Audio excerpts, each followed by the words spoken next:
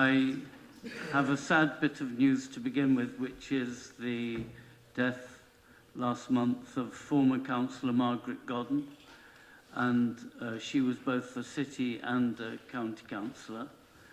And I'm going to invite, and I believe it's Councillor Goddard, Steve Goddard, who knew her, who's going to say a few words in her memory. After that, we will have a minute's silence when I think we should also remember the many tens of thousands of victims of the recent earthquake. So anyhow, over to you, Steve. That's great. Thanks, my Lord Mayor. Colleagues, I last saw Margaret Godden in March last year. For the sake of full disclosure, I was actually collecting nomination signatures in Littlemore Village to enable my wife, Julia, to stand there in the local elections. And as colleagues will know, the accepted practice in such situations is you knock on the door, if the person's there, you chat for a couple of minutes, you get the signature, you move on because you're in a hurry. I was invited in, I spent about half an hour there, gossiping, reminiscing about the old days, talking politics, and I have to say that although Margaret was clearly very physically frail, she was absolutely sharp as a tack. And in that situation, I'm very, very pleased indeed that I allowed myself to be invited in and to spend that half hour. I first met her, I guess, in 1990, not very long after she was elected to the city.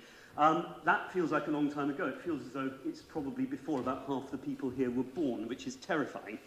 I was new to political activism. Margaret was already a veteran of 2 general elections in Oxford. She'd been an active Liberal in Oxford, along with her husband Alex, since the 1970s at least, at a time when that was a deeply rare creature. And of course, she had already served on the county council for 1 term. She was indeed on this council for 1 term only. She won Central Ward in 1990 by 60 votes. She lost it in 1994 by 24. We knew how to do good close elections back in those days. She was, if you like, in some ways more county than city, but she was a councillor here at a crucial time for Oxford. She was the Liberal Democrat group leader at a time when the Oxford transport strategy was being fine-tuned, a radical plan to reduce traffic and to increase public transport in the city centre, claimed by some to be the death knell for commerce in the city. As I say, colleagues, it was a long time ago, and that's really hard to imagine nowadays, but I assure you it was so. Margaret stood for no nonsense on that, or indeed on anything else. I became aware very quickly that she was a radical Liberal. She was suspicious of top-down organisations, such as the Social Democrat Party or the European Union. She was a keen proponent of progressive land value taxation, a believer in community engagement and cooperative ownership. She wanted the workers to be given the chance to run the Cowley plant. And I believe her values were ones which most, possibly all of us across this chamber, would share. And above all, she wanted the best for this city. For visitors, for students, her ward, Central, was about 90% students, and she had good connections with the student organisations, residents, and she worked very, very hard indeed to achieve it. It says a lot for her that when she lost her seat in '94, her victorious opponent, another much-missed colleague, Mike Woodin of the Greens, told her that, I think his words were, she was the Liberal he would least like to have beaten, which was a kind of backhanded compliment, if you like, but I think it's one which speaks to the affection with which Margaret was held across party lines. It's been very clear in the weeks since she died, hearing, as you can nowadays online, from others who were here in Oxford in the 1990s, ex-MPs and MEPs among them, and I hope at least one future MP, just what affection Margaret Godden was held in. She's remembered as a person of clear, firm principles, but also of great kindness and a strong sense of fun. And I know that I, and I'm sure many others, will miss her greatly. Thank you very much. Thank you very much for that moving tribute. Are there any other members who want to say a few words? Or if not, let's proceed to a minute's silence. And as I said at the beginning, since tens of thousands, I think it's approaching 40,000, have died very recently in Turkey, Syria, let's remember them as well. So I'd like us please to stand for a minute's silence.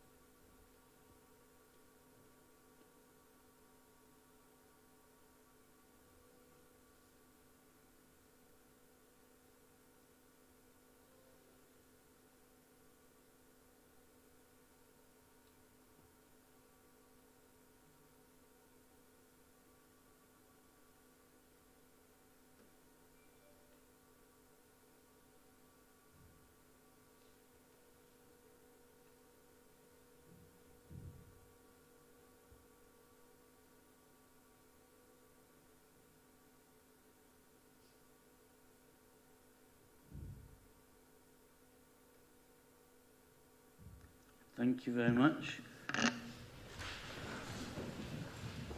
Well, welcome to the meeting. The few familiar reminders. Can you check that your phones are either switched off or on silent? Remember to speak into the microphones when you're addressing us. It is being filmed at the back, as you can see, and being webcast. Members are allowed to leave and return to the chamber, but you must indicate to the clerk if you are leaving totally. And we will, I hope, agree to have a break after consideration of the budget amendments submitted by opposition groups. Unlike other council meetings, we do not have to wait until after 6:30 for this to be done. So if we're nice and quick, we can take the break a bit earlier. Do we have any apologies for absence? Yep, so we've got apologies from Reverend Anthony Buckley, Councillors Arshad, Brown, Miles and Ross Smith and Councillor Hayes. Thank you very much. Does anyone know any additional ones? Yes, Ed. Yes, so Councillor Tiago Carres has just said that unfortunately a family emergency has called him away. I couldn't hear if Councillor Shyster Aziz was mentioned, but I believe she also sends apologies. The other Edward, did you have to? Yeah, I've got a couple as well. Jabunala Hartley and Tom Hayes. So that's Shyster, Amar, Susan, Jabu, Lubna, Tom. I believe that's it. Yeah, thanks. Oh, and Paula Dunn is running late because she's on one of our buses that's running behind time. Okay, have you got that? Yes.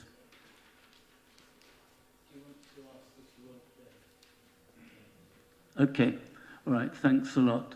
Then we're coming to declarations of interest, and I think you will have noted that in the papers there are dispensations, including in relation to setting the council tax. I mean, there is a specific one, and I notice Saj Malik has indicated about licensing fees. So I hope you're aware of that. Yeah, I am a Hackney Carriage and Private Hire badge holder, so I'll take a legal advice. Do I need to sit and vote or do I need to leave the chamber? Thank you very much. Are there any other people affected by the licensing item? Otherwise, are there any other declarations of interest? Okay, thank you very much. Announcements is the next item on the agenda.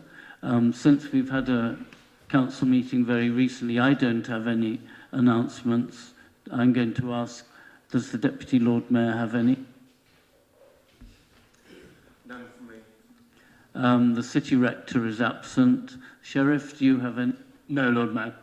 Leader? Well, the acting. Well, we'll have to have maybe Ed or Chewe as Deputy Leader. Do you have any announcement?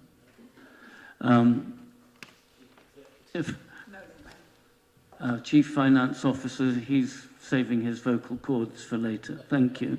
Monitoring Officer. Thank you very much.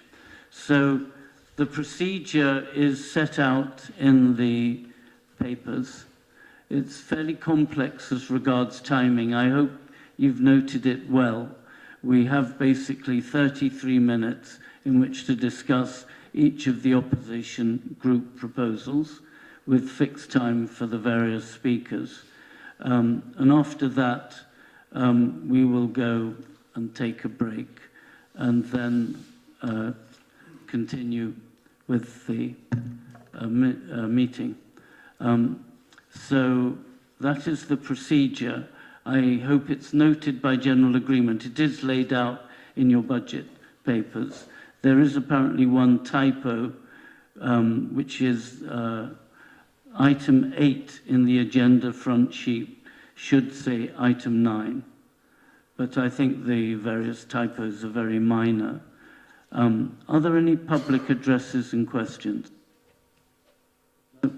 So we proceed then to the general purposes licensing. So this is the one where you must briefly exempt yourself. Thank you very much. Now, is this being proposed by Councillor Clarkson or Councillor Mundy? Who's going to propose this? So I'm the chair of the General Purposes Licensing Committee. So that would be me, yeah. So, And do we have a seconder? Thank you very much. Thanks very much. Yeah, so you'll see at Appendix 1, we have the table of charges for Hackney carriage and private hire vehicles. This is the first increase we've seen for over 5 years in the charges, and is there to reflect the inflationary pressures and costs associated with taking these applications for taxi and private hire licenses. To take note of is the additional charge for processing IDs for right to work and DBS checks, which is run by Trust ID. You can see it's a relatively minor charge, as a new charge there. And we have also introduced a new wheelchair accessible vehicle charge for private hire vehicles. Now this has been introduced at a concessionary rate, and that is to encourage new private hire drivers to use their wheelchair accessible vehicles for the transport of residents and visitors to the city. We're finding that there just simply is really not enough capacity there. I've even myself received a complaint from a visitor saying that there just was not the service there that they would expect as a wheelchair user. The committee considered this report at our meeting a couple of weeks ago, during that meeting it was pointed out that actually we would like to encourage low emissions vehicles to also be wheelchair accessible in such a way as is also, as you see with the normal private hire vehicles, there is a concessionary rate for low emissions vehicles. So the committee unanimously agreed to introduce a sort of further discount to low emissions vehicles wheelchair accessible.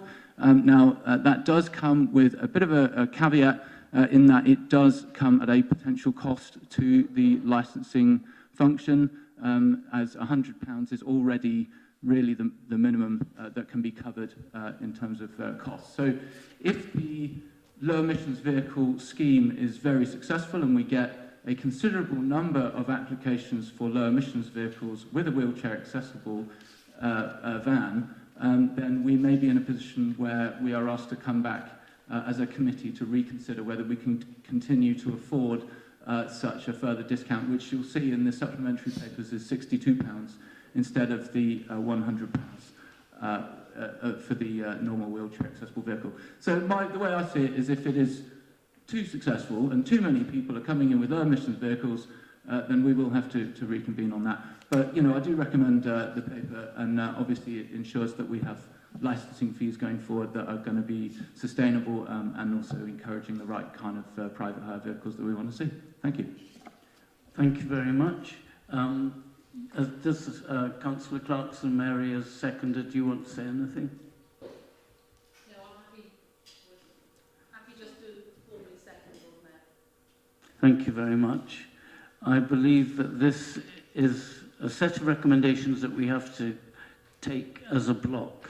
And so therefore I'm going to invite a show of hands to see whether we approve the full list there of sets of fees and charges. Those in favour, please. Against? Abstain? So it is approved. Thank you very much. I should note that apparently there is, and it's noted, a minor error in terms of two things being transposed in the documents, but I think that is not a major objection to proceeding with this. So now we're coming to the Chief Finance Officer's report on the robustness of the budget. And maybe you could just make a very brief comment about the point just made about the implications of a reduction in that one fee. Thank you. Could someone actually tell Councillor Malik he can return?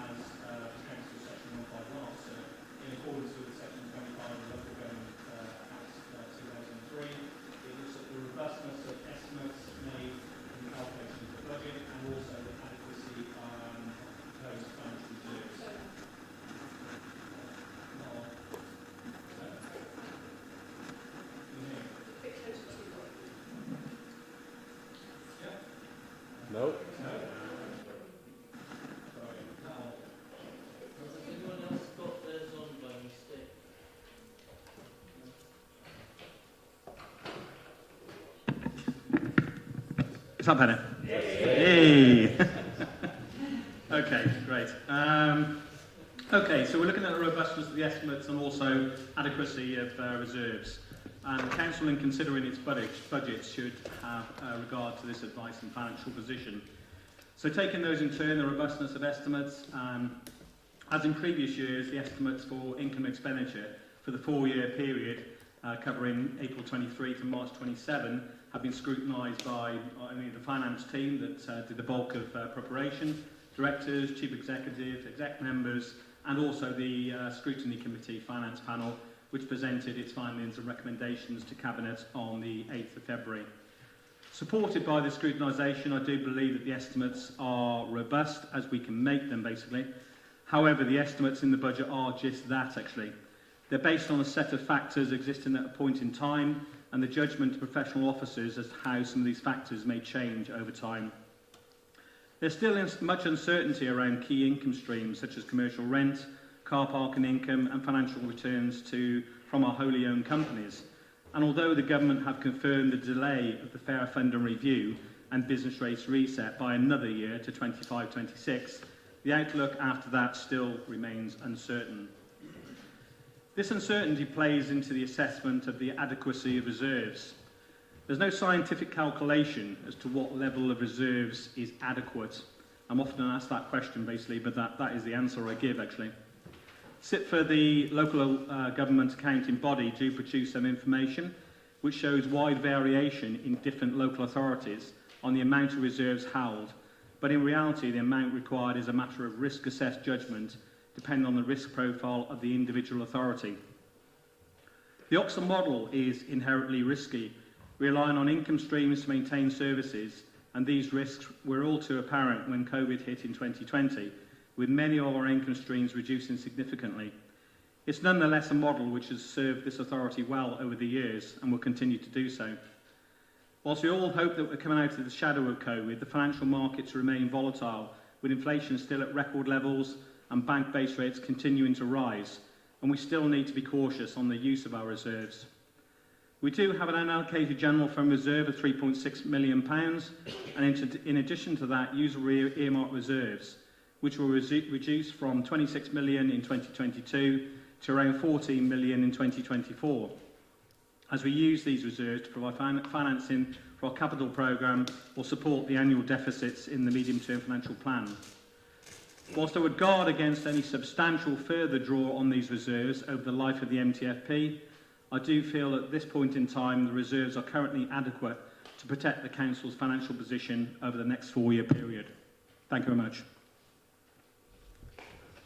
Thank you very much indeed. I think at this point, because we're about to come on afterwards to the actual presentation of the formal budget, we have to note this report, and I think I'm asking the Council to indicate that they give it its approval. So can you indicate, please? You're noting the report. Thank you very much indeed. This is background to the budget that will be discussed. So the next item actually is my brief moment in the spotlight. I wanted to say, as chair of the Budget Review Group, that I was delighted that all but one of our recommendations has been accepted, and the one that wasn't was a minor point about parking charges at Florence Park for the clinic there. I will invite Councillor Turner, maybe, if he wants to add anything in response. To emphasise my sincere thanks to the panel for their work, but the rest of it is there in black and white for everyone to read. Are there any questions about the report of the Budget Review Group? I must thank, as always, councillors who gave a lot of time. It's a very busy time while we do this, and people like Nigel Kennedy give up much of their January to go through the budget and respond. So other than that, I'd like to say thank you very much, and I see no questions, so we can now proceed to the budget. And I remind you again that there is rules in the Constitution for the amount of time that this item can take, and then the proposals from the two opposition groups. But I'm going to invite Councillor Turner to introduce. By the way, do we have a seconder? Councillor Munkonge, thank you. Yeah, fingers crossed. Thanks very much indeed, Lord Mayor. Fellow councillors, it was good to be back here last year, back in our council chamber, to discuss the budget. Well, I think we did so in a very sombre mood, reflecting on the lives that had been lost in the COVID pandemic, and of course the impacts that it had on so many in our city. I had some sense back then of optimism that the following year would be one of promise, but sadly things haven't turned out that way. We've seen double-digit inflation arrive, which puts us as a city council under further pressure. Russia launched its war of aggression against Ukraine. Of course, we've also seen the appalling disasters in Turkey and Syria as well, just recently as well, Lord Mayor, and I'm glad you mentioned that just now. And here in the United Kingdom, we witnessed the most extraordinary episode of political ineptness, with economic policy seemingly decided by the alt-right Twitter sphere, and the rest of us left to pay the price, with soaring interest rates, as well as a further unnecessary rise in inflation. In this context, we rely on the advice and wisdom of our officers, and yet again, let me pay tribute to our finance team, who've done an outstanding job on the technical work underpinning this budget. I'd also like to extend our thanks to the wider corporate leadership of our council. Officers are politically neutral, but their commitment to making Oxford a fairer, more equal place to live is second to none. We have a superb council workforce here in Oxford too, at the council and in Oxford Direct Services, and so often our staff go the extra mile for our communities. Obviously, we're midway through a local pay deal and are pleased to have positive relations with our two trade unions, Unite and Unison, but we quite properly have made an additional cost of living payment to our staff, and we need to keep the cost of living pressures for them under review and do what we can to assist. Finally, I'd like to thank the Budget Scrutiny Review Group for its excellent and positive work reviewing our proposals, and I'd also thank my group, the Labour Group, for the comradely and supportive way in which we've assembled our proposals. I dare say, Lord Mayor, there will be some disagreement today, and the structure of our meeting tends to lend itself to a focus on sometimes slightly confected argument. But I think when the fact that one opposition amendment changes around 1% of our net budget plans, the other substantially less, and both actually leave council housing untouched, suggests that probably there is a measure of agreement around this chamber and, whisper it, even support for what we in this Labour administration are trying to achieve. Let me return to the challenges that we face. Tory Lib Dem austerity obliterated our government grant. Oddly enough, we actually see revenue support grant return this year, which would be welcome if it wasn't a ruse to then cut our funding to administer housing benefit in the future. We faced rising pressure on services and then the COVID pandemic wiping out nearly half of our reserves simply in order to keep things going. The scandalous result of a government which promised to do whatever it took to safeguard local authorities and then left us in the lurch. We saw Tory party internal gains lead us to Brexit, with all of the damage that continues to cause, and now we face double-digit inflation. This plays out in vastly increased utility costs for the council, as well as families, of course, plunged into financial hardship, rising costs for anything to do with building, whether building anew or building maintenance and repair, and likely pressure on wages just to enable our staff to handle these pressures. So we approach this budget in the eye of the storm, a storm which owes much to dreadful political choices from the Tories, something to ill fortune, and absolutely nothing to our council or people in our city. Indeed, without people's proud efforts in developing a COVID vaccine, indeed coming together to help each other, things would be so much worse. So what we have to do is plan very carefully to safeguard services, invest where we can, but also try to be resilient for the challenges, and Nigel just spoke about those, that lie ahead. Let me give you just one example. Recklessly, the government has excluded leisure centres and swimming pools from its reduced energy support package.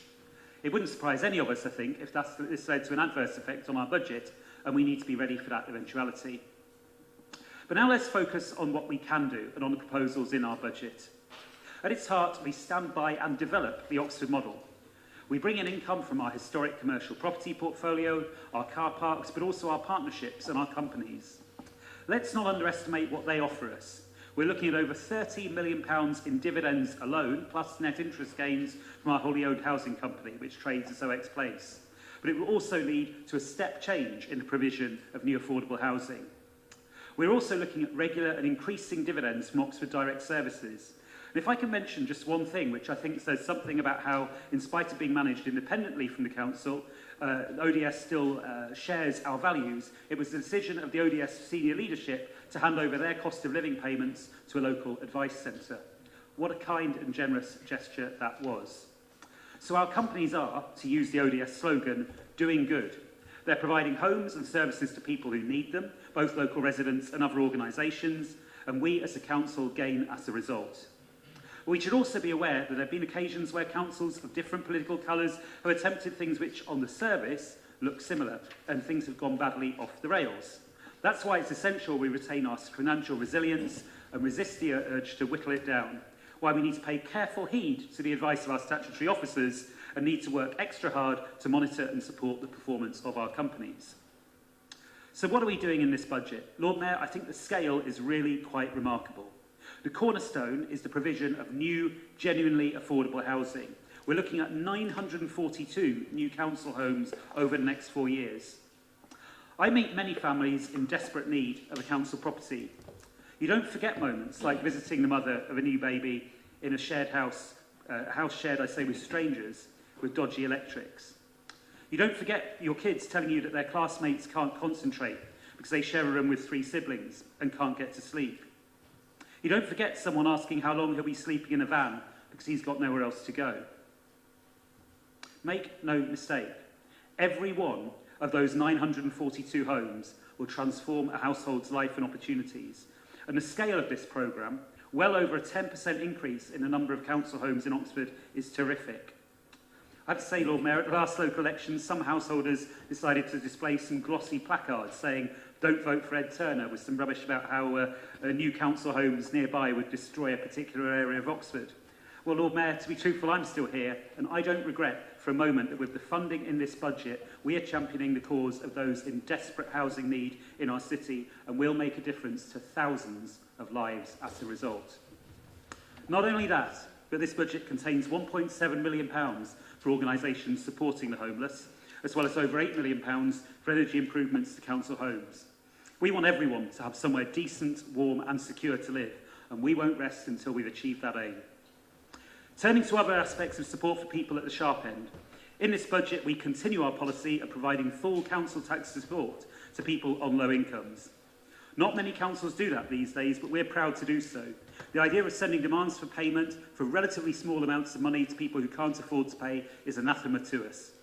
On top of that, we are, in partnership with the County Council, creating a new hardship fund for those who, for whatever reason, fall outside the scope for council tax reduction, but for whom the bills would cause hardship.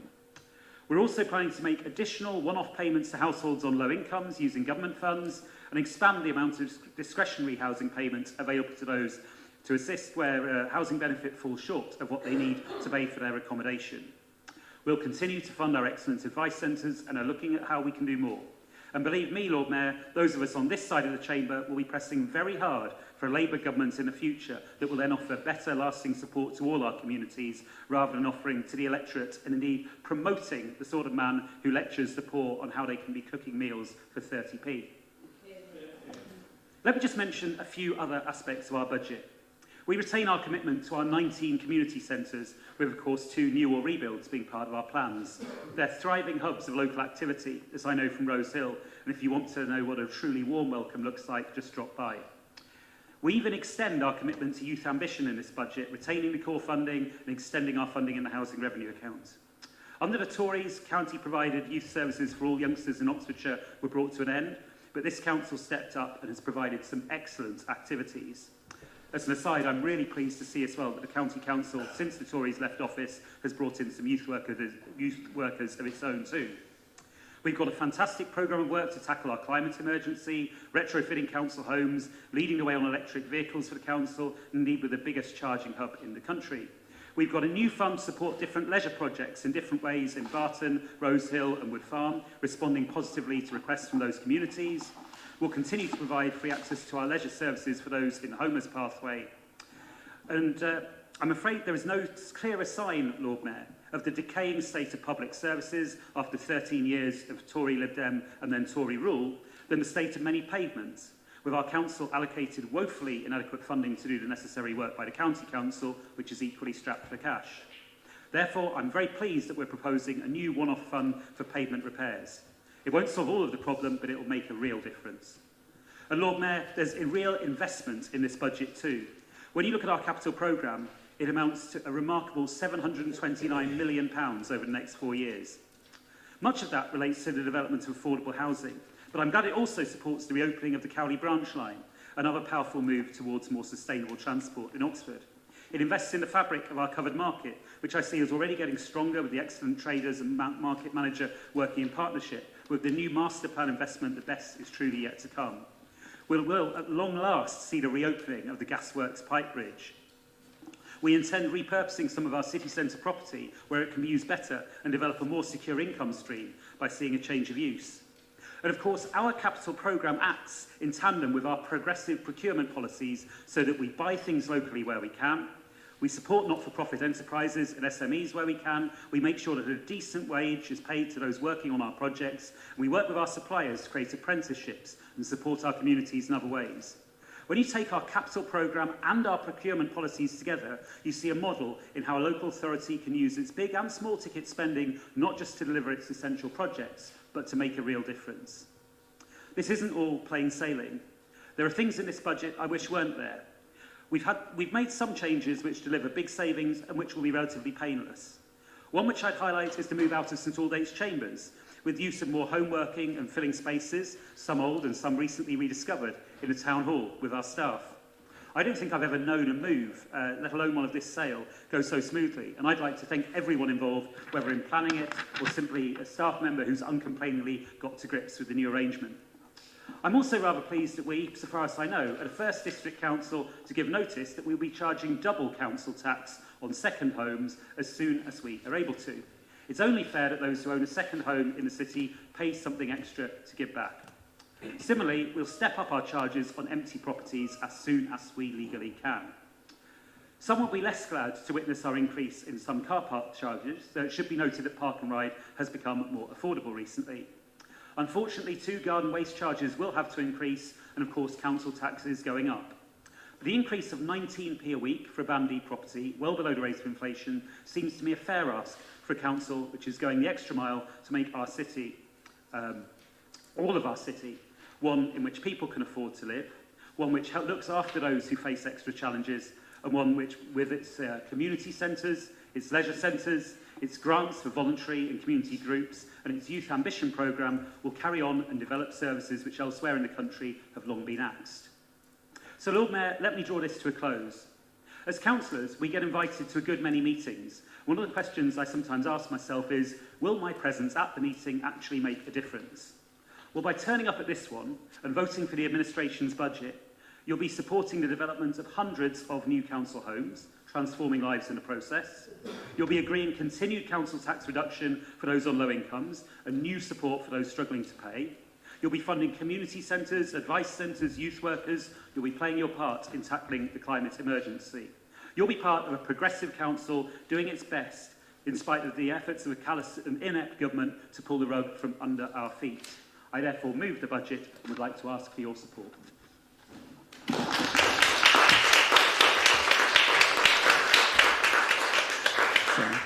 Thank you very much indeed. We will come back and give you another chance later, Ed. Chewe, do you want to speak now or reserve your right to speak after we've had the full budget debate? I'll reserve my right to speak. Thank you very much. So we now turn to the Liberal Democrat budget amendment. You may have noted there is a time limit for this entire item of maximum of 33 minutes. And this all affects how much time we take now, will affect how much is left for the budget debate at the end. But over to you. And I believe you are proposing and Lawrence Fairweather is seconding. Yes? Thank you. Thank you very much, Lord Mayor. As a preface, let me second Councillor Turner's thanks to particularly to Nigel Kennedy, but also to all the officers who've been involved in providing estimates and advice and helping develop the main budget and also to develop this and other amendments. Your efforts are tremendously appreciated. Thank you. So, these are highly unusual circumstances. Recovery from a 2-year pandemic has combined with the fallout from Russia's invasion of Ukraine to yield a cost of living crisis that has not been seen in decades. Our budget amendment seeks to take a mix of one-off and ongoing savings to provide short-term assistance to people in financial difficulty, as well as charting a long-term path to prosperity. We propose 4 ways to raise funds. First, we restore savings relating to archival and communications roles that were in the budget for consultation, but which the administration has since removed.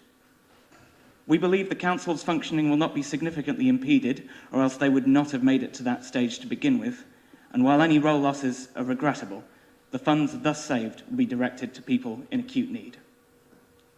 Second, we restore the ward members' budget level agreed in last year's budget, foregoing the administration's proposed 1-year rise.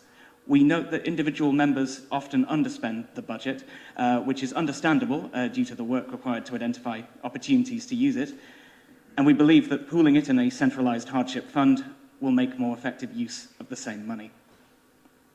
Third, we save on electoral services and members' allowances by adopting quadrennial elections and a single deputy leader rather than the administration's current 2 deputies, in common with many other local authorities. Finally, we propose a one-off sale of artworks from the Town Hall's collection that we do not believe represent either Oxford's past or the future to which it aspires, and therefore are better shown elsewhere. These are Salome with the Head of John the Baptist, The Rape of the Sabines, and a hunting trophy presented by James Morales. Can you just stop 1 second? Can we sort out the background noise? How about this one? That seems to be better, right. These are Salome with the Head of John the Baptist, The Rape of the Sabines, Can you speak more into it's not as loud? and a hunting trophy that was presented to James Morrell by the Berkshire Hunt, which depicts a man holding a fox over hounds. The 3 works have a collective market value of £284,000, with the one-off yield to be directed to bolstering extraordinary hardship funds, as I'm sure are going to be necessary considering the cost of living crisis with which we are confronted. By selecting these particular pieces for sale to other galleries or collectors, the City Council can lean its public displays towards pieces that represent Oxford's heritage and values, and away from depictions of past brutality that bear no particular relation to our city. So, how will we use the money raised this way? Firstly, and most importantly, we propose the creation, the bolstering of hardship funds, empowered to make extraordinary grants to people in financial difficulty.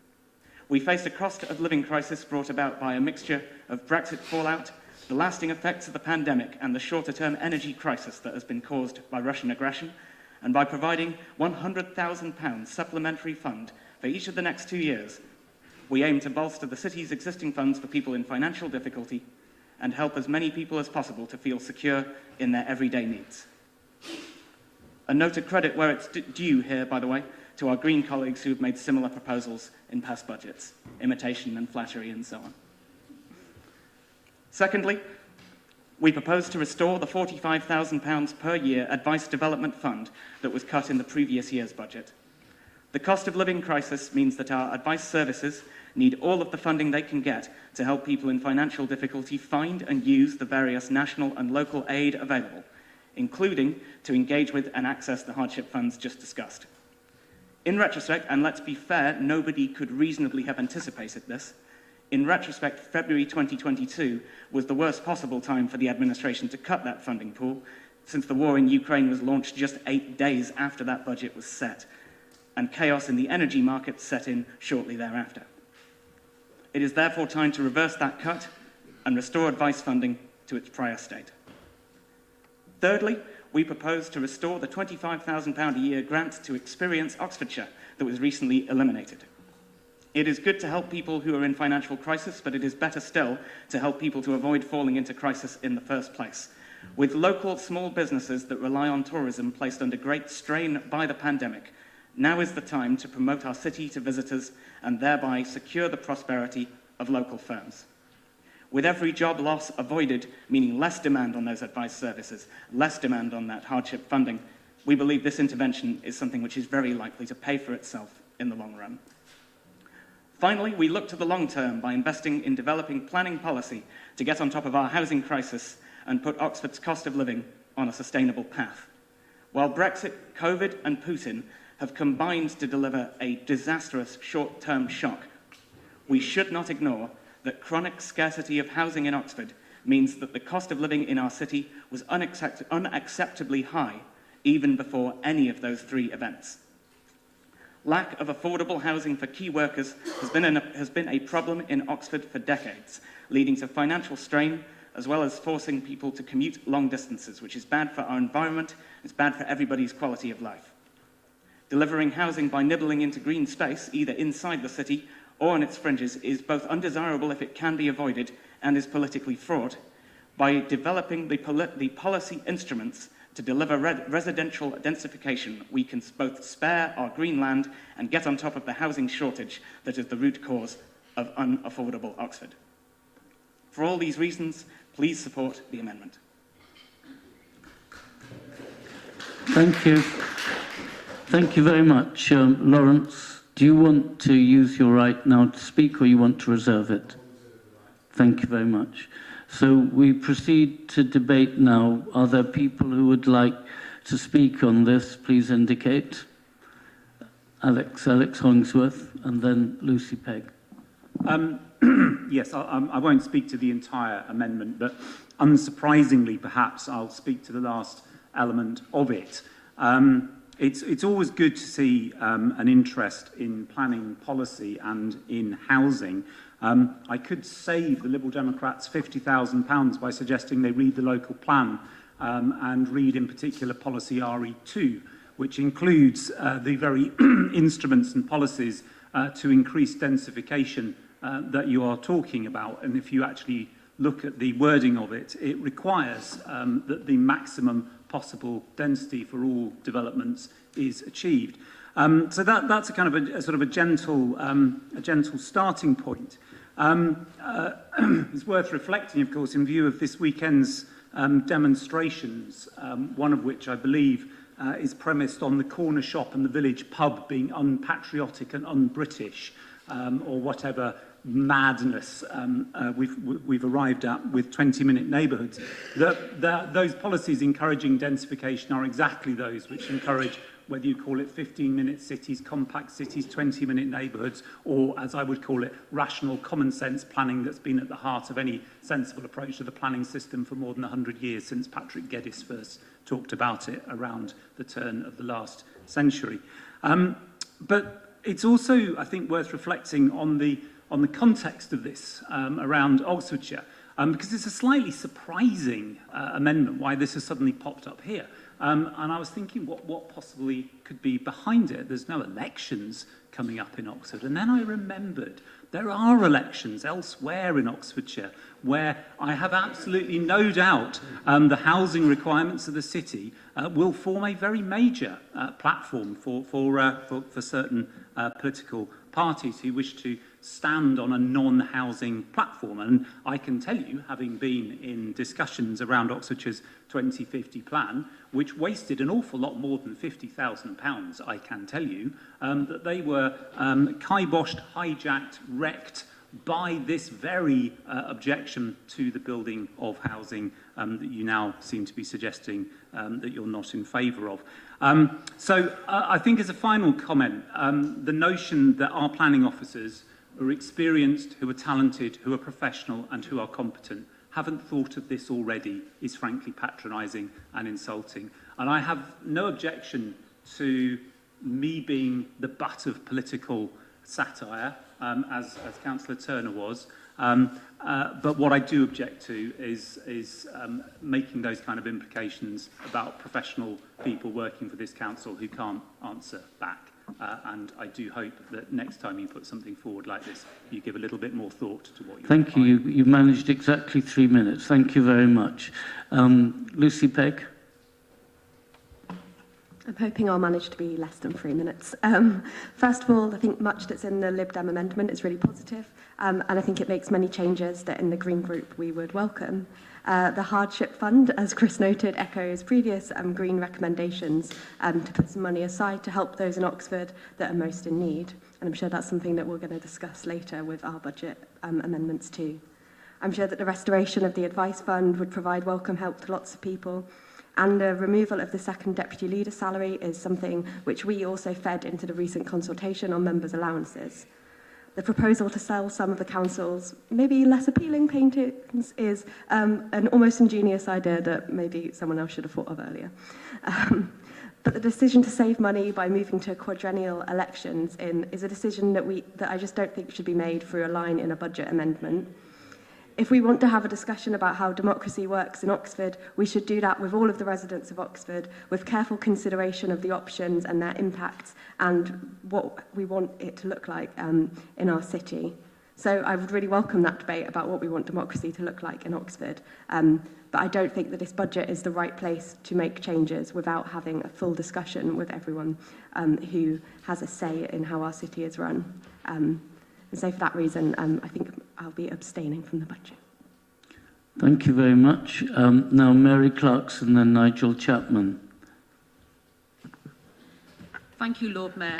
Yes, we seem to come back to the whole Experience Oxfordshire grant year after year.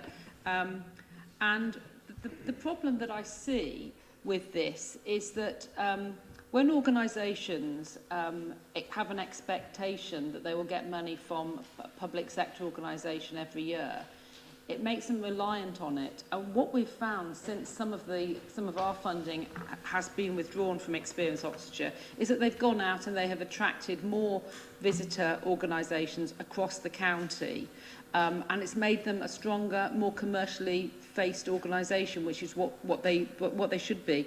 I don't think that it's the job of this council to subsidise tourist attractions across the county when other district councils with visitor attractions haven't also contributed. I really can't see the justification for this. And I think Experience Oxfordshire is a stronger organisation without being able to rely on our money. So that's my reason for opposing this particular Lib Dem suggestion.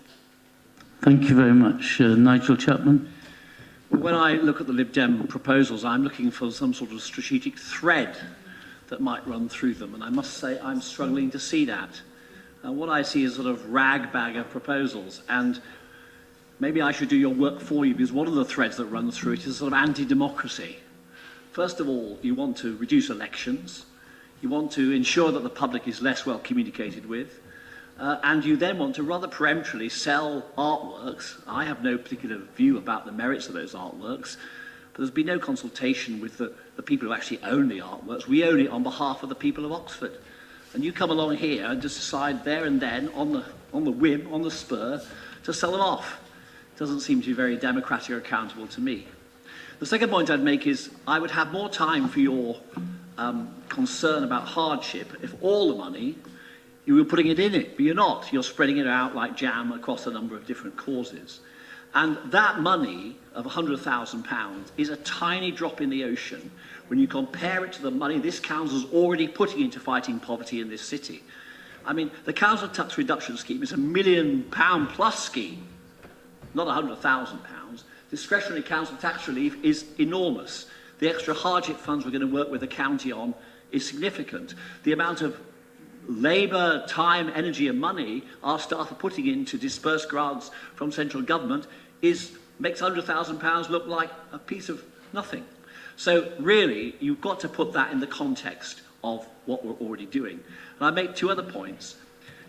We are supporting many, many poor people in the city with access to leisure, with access to youth opportunities, with access to being fitter and more healthy. We continue to support advice centres, and therefore when you round all this up, to sort of say to us by this amendment, you don't take hardship seriously in the city, oh, come off it. We're doing an awful lot to combat hardship. We're doing lots of things which most other councils are not doing, and therefore I really struggle to A, see a defining thread behind these proposals, and B, that frankly they would make very much difference. Thank you very much. Cherry Munkonge indicated, and we'll soon be coming to the point where we have to run out. I'll take Saj Malik then, and then Andrew Gant. Thank you, Lord Mayor.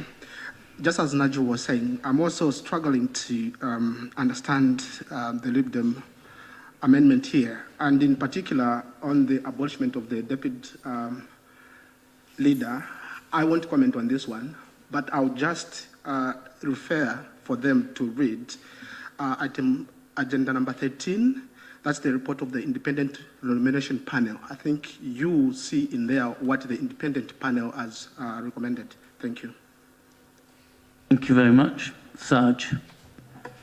Thank you very much, Lord Mayor. I'm pretty disappointed the way this amendment comes every year, and I think that reflects the number Liberal Democrats have at this chamber, because end of the day, the number you have, you are the proper opposition. You should do more hard work. It's finding me laziness, because what actually happens is provide to give an alternative budget. Tell the city what else different you can do than the administration. You just come along. This is the only one here thing I heard, always of the deputy leader, have not 2-1. Well, I'll have my own say on later on what do I think when the main budget will be debated. I mean, you need to give a city alternative. What better you can do these law? I don't see anything. You just pick up fringes of his 50,000 here, 10,000 here. It's not going to make any difference to the city.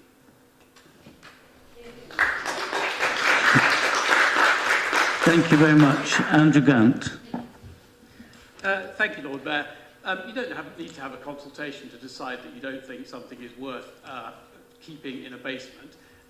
You decide whether you think it's a good idea or not. Let's, that's called leadership. You don't need to. There's no statutory need for a consultation, so don't do it. Decide if you think that money could be better spent doing something else.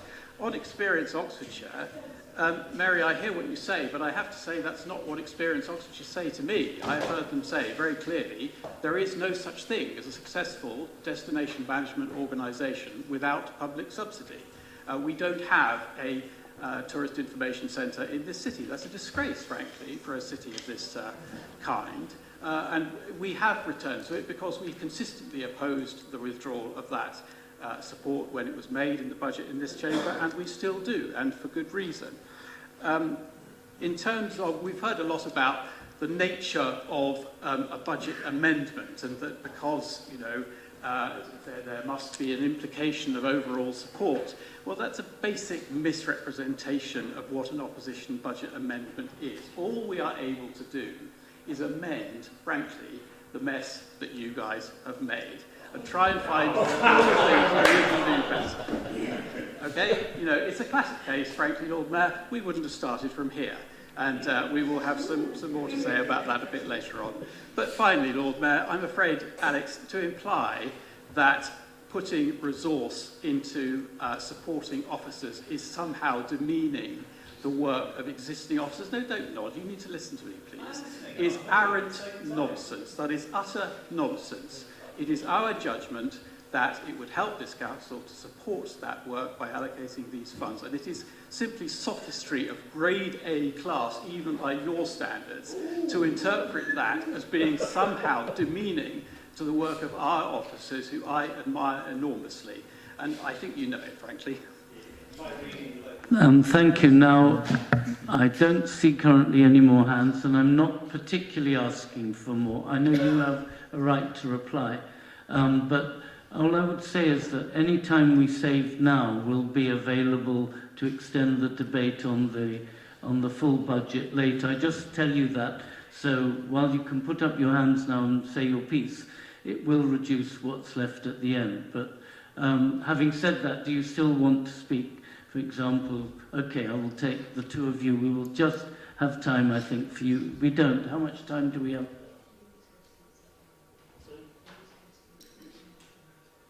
Apparently we don't have time.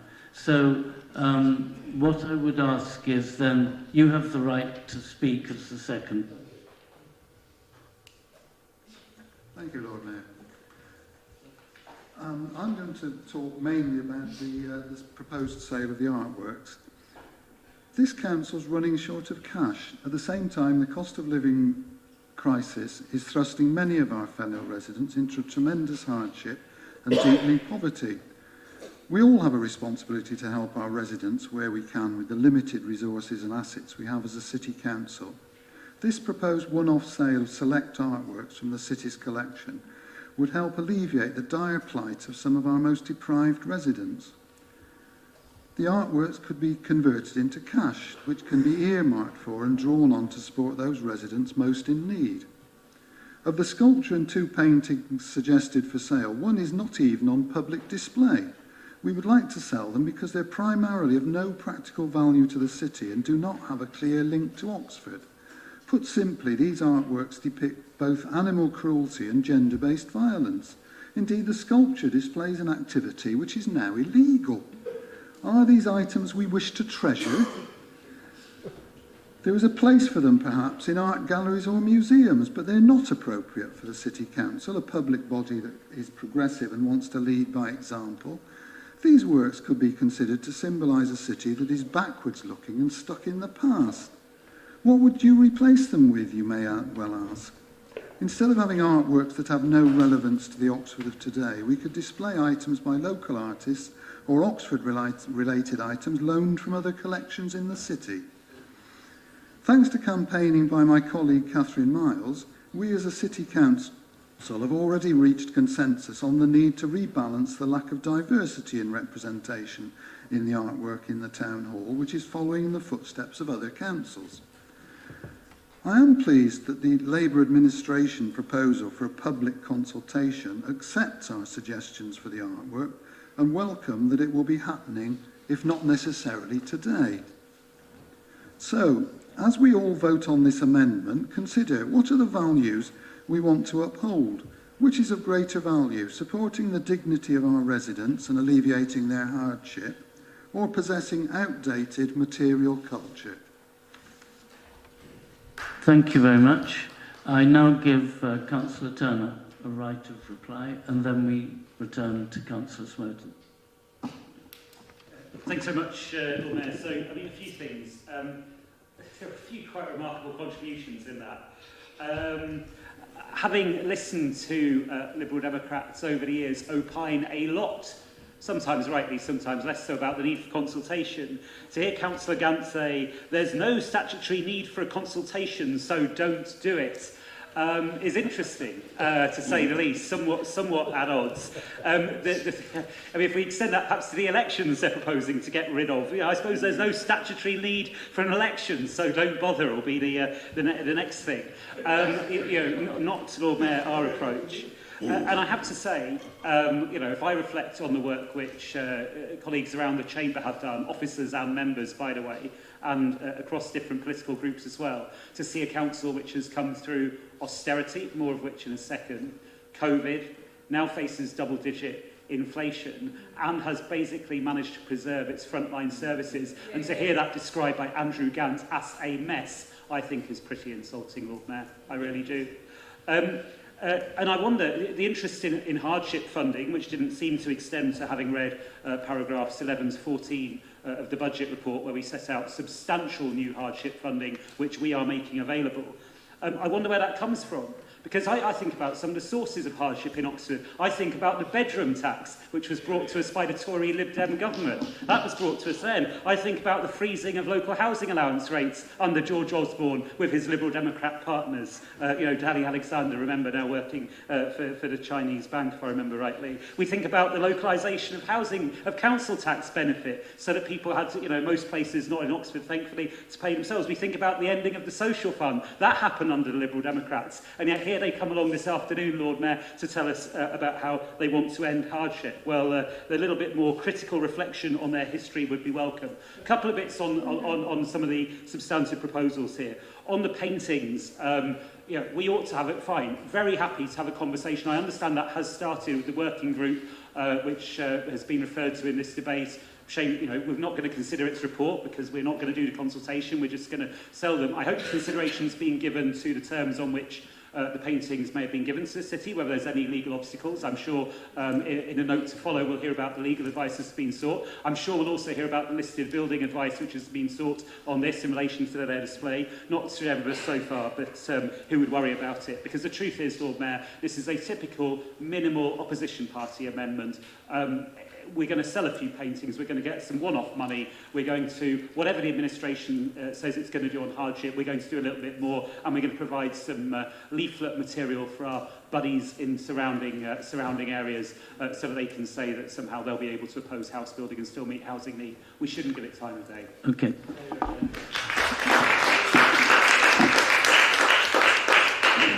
Chris Merton. Thank you, Lord Mayor. Right, a few things to pick up. Policy RE2, I certainly have read it. Read local plans 2036 and 40 from cover to cover, which was tiring, so thank you. Policy RE2, it is used today concerning new development. The thing that is rare in our city is to see redevelopment where there is not common ownership. The thing that we are driving at here is the development of the density of the city to match what is typical for our European neighbours.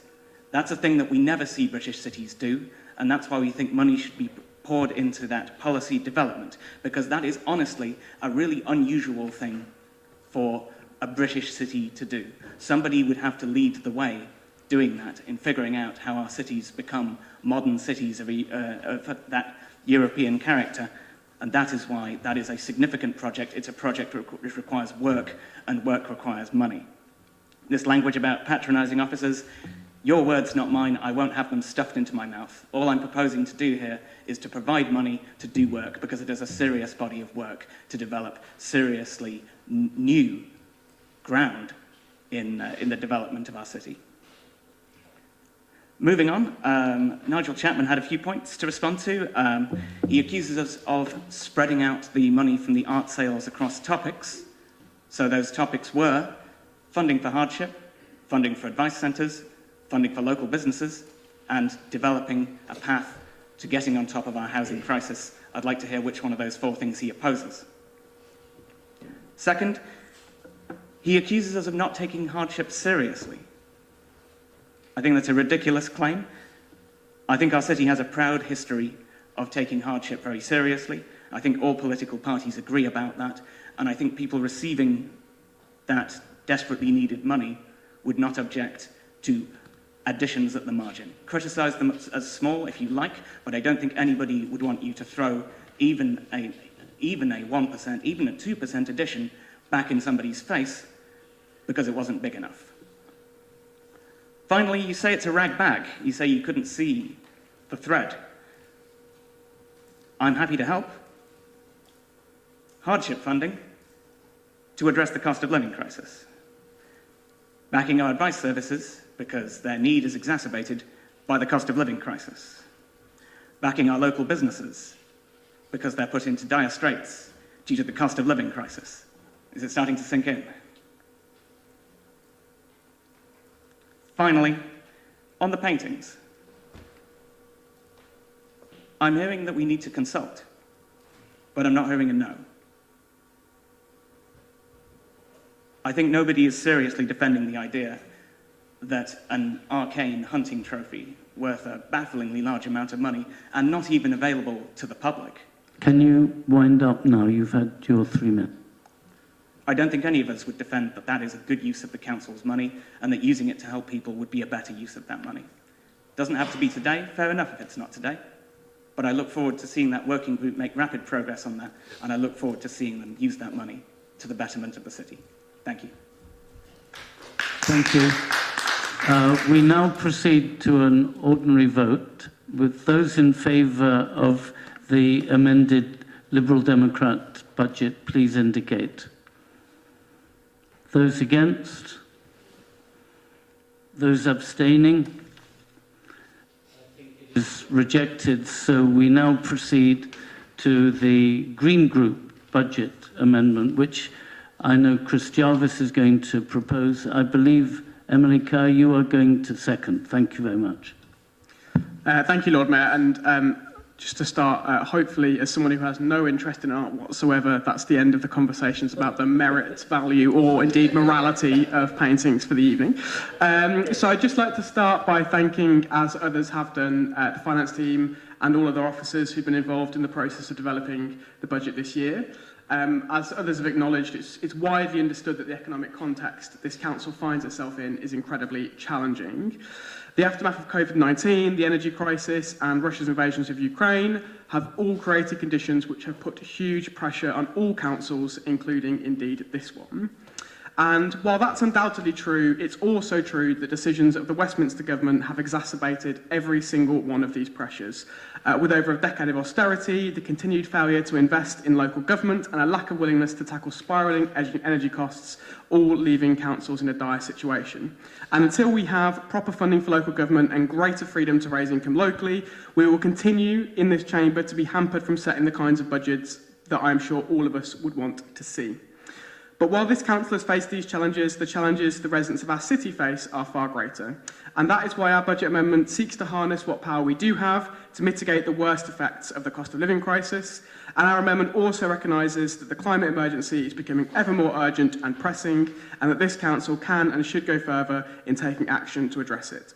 So the Green Amendment would invest in measures which would increase the income of the council, enabling us to invest in projects which address the cost of living and climate crises.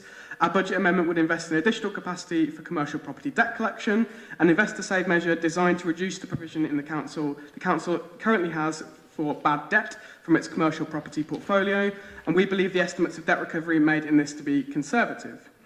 Our amendment would also reorient a portion of the capital project away from regeneration investment and instead into renewable energy to support the council's commitments to addressing the climate emergency and generating a modest financial return to the council in years 3 and 4 of the MTFP.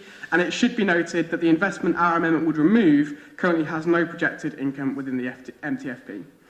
This is loaded at the back end of the plan in order to enable sufficient time to identify suitable projects and to lower the risk in the overall amendment. Our group has long made the case that the council should be reorienting its investments away from commercial property and towards more socially useful and financially viable investments. Our amendment would also utilise a small portion of the unforeseen windfall generated by the deferral of central government policies in order to finance one-off spending to alleviate hardship in our city, which I know we've already discussed at length and we'll be spending a lot more time this evening discussing. Just wanted to note that, of course, while this amendment would see an additional draw on reserves, the amendment would see more funds returned to reserves than was in the administration's initial consultation budget. And the hardship fund would be a substantial contribution to alleviating the worst effects of the cost of living crisis on Oxford residents, supporting what is already in place and creating a centrally held discretionary fund which can be distributed to service areas as needed. In addition to these items, our amendment would create new officer capacity for social prescribing, enabling a dedicated officer to be based in community centres across the city, connecting residents to pre-existing activities and services which they may otherwise not be aware of. It would utilise the saving from the scrapping of recycling banks to invest in wider work on developing Oxford's circular economy. It will provide a publicity budget for small and independent businesses in non-city centre commercial zones to support initiatives already being done in communities across the city, such as Magdalen Road Village, that lack support and funding. It would reduce the concessionary rate for garden waste bins to the level this fee was at before last year's budget, and it would create a fund and officer capacity for the development of pocket parks in underutilised spaces across the city. Now, taken together, these changes would have a significant impact on people across the city. They would help in a small way to alleviate the cost of living crisis. They would provide support for small business at a time of significant uncertainty, and they would help to improve the public realm, providing more green space and areas for people to meet and enjoy the city without being required to spend money. All of this, of course, while going further to meet our council's obligations to address the climate emergency. So while we recognise the significant pressures the council is currently under, we believe that overall these measures will be an improvement to the budget and an improvement for our city, so I would urge members to support this amendment. Thank you very much. Councillor Emily Carr, do you want to speak now or reserve your right? I'll speak now, please. Cool. So Chris, as proposer, has already highlighted in his speech the two key budget amendments the Greens would like to propose. First, the creation of the Temporary Hardship Fund to divert money where it matters most during this Tory-created cost of poor policy crisis. And second, moving more of the council's money to investing in the fast-growing renewable energy sector and away from the uncertainties of commercial property. And so, whilst I agree with and support these two key amendments, I, as seconder, am going to highlight two of our innovation ideas. First, I'd like to underscore the importance of the circular economy to the future of Oxford and the planet. The existing budget looks to save 27 grand from decommissioning bottle banks, and the Green Party's proposal is to reinvest this in wider work on Oxford's circular economy. The circular economy operates across many sectors, from bottle banks to car sharing, but as many of you know, I used to run fashion at eBay UK, and so circular clothing is a particular interest of mine. So this is an example I'm going to use to illustrate where we could perhaps do things better as a city. So we know that the best thing to do for unwanted clothes is to resell or donate, but some need to be recycled. Currently, in the UK, 30% of our unwanted clothes go to landfill, with just 10% being recycled. We've got a number of clothes recycling stations in Oxford, but 41% of our consumers don't know it's possible to recycle fabric, with a significant carbon saving. Oxfordshire's got the highest recycling rates in England, though considerably below many counties in Wales, and Oxford City's rates are on a continuous upward trend, many thanks to ODS. However, within the city, we don't track fabric recycling. Our website misses key textiles recycling points, including Redbridge, and bizarrely, we propose that people should throw clothes into the rubbish for curbside recycling. So this is just one example of the kind of area we should be investing our circular economy savings into. There may be others. Secondly, I'd like to move from the global business of textiles recycling to the local businesses we rely on to support our communities. As has already been highlighted, much has been made recently of the concept of having local businesses within walking distance, and I'm sure we've all seen the value that local businesses can bring and how their absences are felt within a community when they close down. We've got two proposals, therefore, which support these local businesses and easier, more walkable local communities. We'd like to propose a publicity budget for small and independent businesses in non-city centre locations, supporting work which is already being done in communities across the city. There could be flexibility in the budget for business owners to test and learn what works for them, but we think investment in this area will pay dividends to communities across the city. We'd also like to create a fund and officer capacity to develop micro-parks in underutilised spaces across the city, not just in the city centre, as per the City Centre Action Plan, in order to encourage people to spend more time in their local communities and provide seating and nice spaces for those who struggle to walk far. We believe these budget Can you amendments, pull it together? 2 seconds, like others, will help in making Oxford the fairer, greener city we'd all like it to be. Thank you. Thank you very much. Now we can proceed to debate. Would anyone like to speak? I recognise Councillor Smoten. Okay, would you like to speak? Thank you, Lord Mayor. There are things that I would change about this amendment. I'd rather generate a new windfall from unused assets than use that which is coming fortuitously our way from central government. Solar investment is all very well and good, although considering the council's existing exposure in Ray Valley and very, very large private sector plans across the county, then the idea might have run its course. Nonetheless, nothing should obscure that the heart and soul of this amendment is aimed at alleviating the financial distress of people whose lives have been upended by extraordinary events. Therefore, my group will be backing this amendment, and I don't take the abstention personally at all. And I urge all councillors to do likewise. Thank you.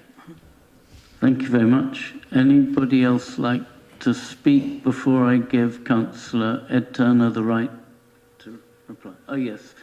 Anna.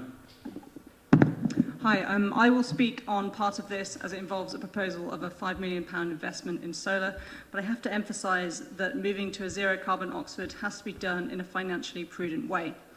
If we do not, we open ourselves up to having to cut services in the future and possibly officer jobs.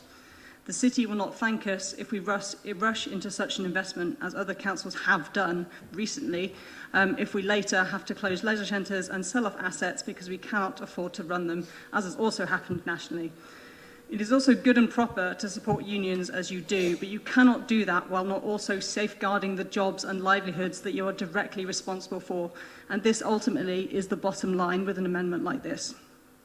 I would also like to highlight that we can support solar and community-owned energy without the direct investment you're suggesting, such as supporting local energy planning via the PASCO workstream to identify where large-scale solar is best developed, appraising all city council land for suitability for renewables, as we are doing, as well as biodiversity, net gain, EV charging infrastructure, and of course housing, looking into additional PV on Barton and Ferry leisure centres, as we're doing, and seeking to streamline retrofit for residents, including PVs and arguably the more important fabric first improvements. And finally, starting and successfully leading ZCOP to bring together and leverage the considerable knowledge in Oxford for moving towards a net zero council by 2030 and a net zero city by 2040. In conclusion, I approve of the direction of this part of the amendment. We have a moral imperative to the people of Oxford to do these things in a financially prudent and considered way. Thank you very much. Saj Malik and then Mike Rowley and then Alex Hollingsworth, if we have time. Thank you, Lord Mayor. I just want to make comments on two things, cloth recycling and the creating a seating area for the people. For the information side, cloth recycling, the two mosques got clothes banks either way, so people know where to go and put the clothes in, one on the Stanley Road and one on the Munzel Way. And last time I saw there is also a clothing bank, corner of Saunders Road in my ward. All we got to do is, I think, if you want to highlight this, you put in your newsletter and the residents will know, so you can highlight that. I don't see any having a special budget for that. You got to be, as much as idea can look very attractive and finding a seating area in public spaces, but you equally have to be approached with very caution, because not creating antisocial behavior scheme, because when the people go to bed, and if a couple of lads turn up with a couple of crates of beer and sit down all day long and the police hasn't got time, then you've got to be very careful. So maybe sometimes these ideas looks very good on the paper. Practically, you have to really approach with a very cautious. So that's all I wanted to say. Thank you. Thank you very much. Mike Rowley. Thank you, Lord Mayor. With respect, and I know this amendment it has the best of intentions, but I have two issues with it. The first is I'm neutral on whether or not this is a good thing, but the opposition amendments seem to get less ambitious every year. There's less that is actually amended. At least ambition is made of sterner stuff. As we've discussed the rape of the Sabines, we might as well have a line from Julius Caesar.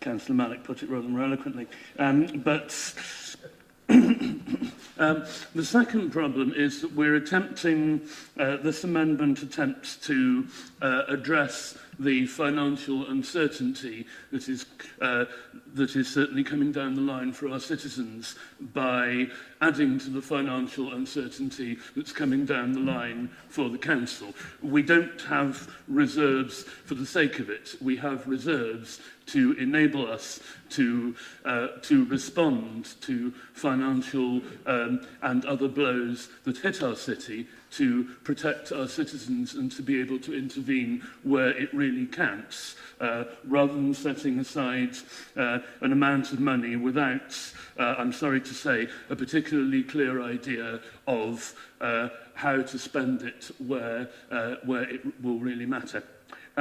So for that reason, I'll be voting against this amendment. Thank you. Alex Hollingsworth.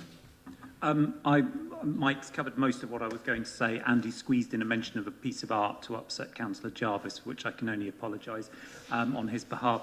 I was just going to comment on the social prescribing proposal. I think several of the things in here are good things in and of themselves as ideas. I think circular economy is something important. It's in our corporate strategy. We need to do more of that. Similarly, as ward councillor for Walton Street, supporting local businesses, whether they're there or in Morden Road, would be nice to have. I have serious concerns about what you're doing to pay for it, which is why I'm going to vote against it.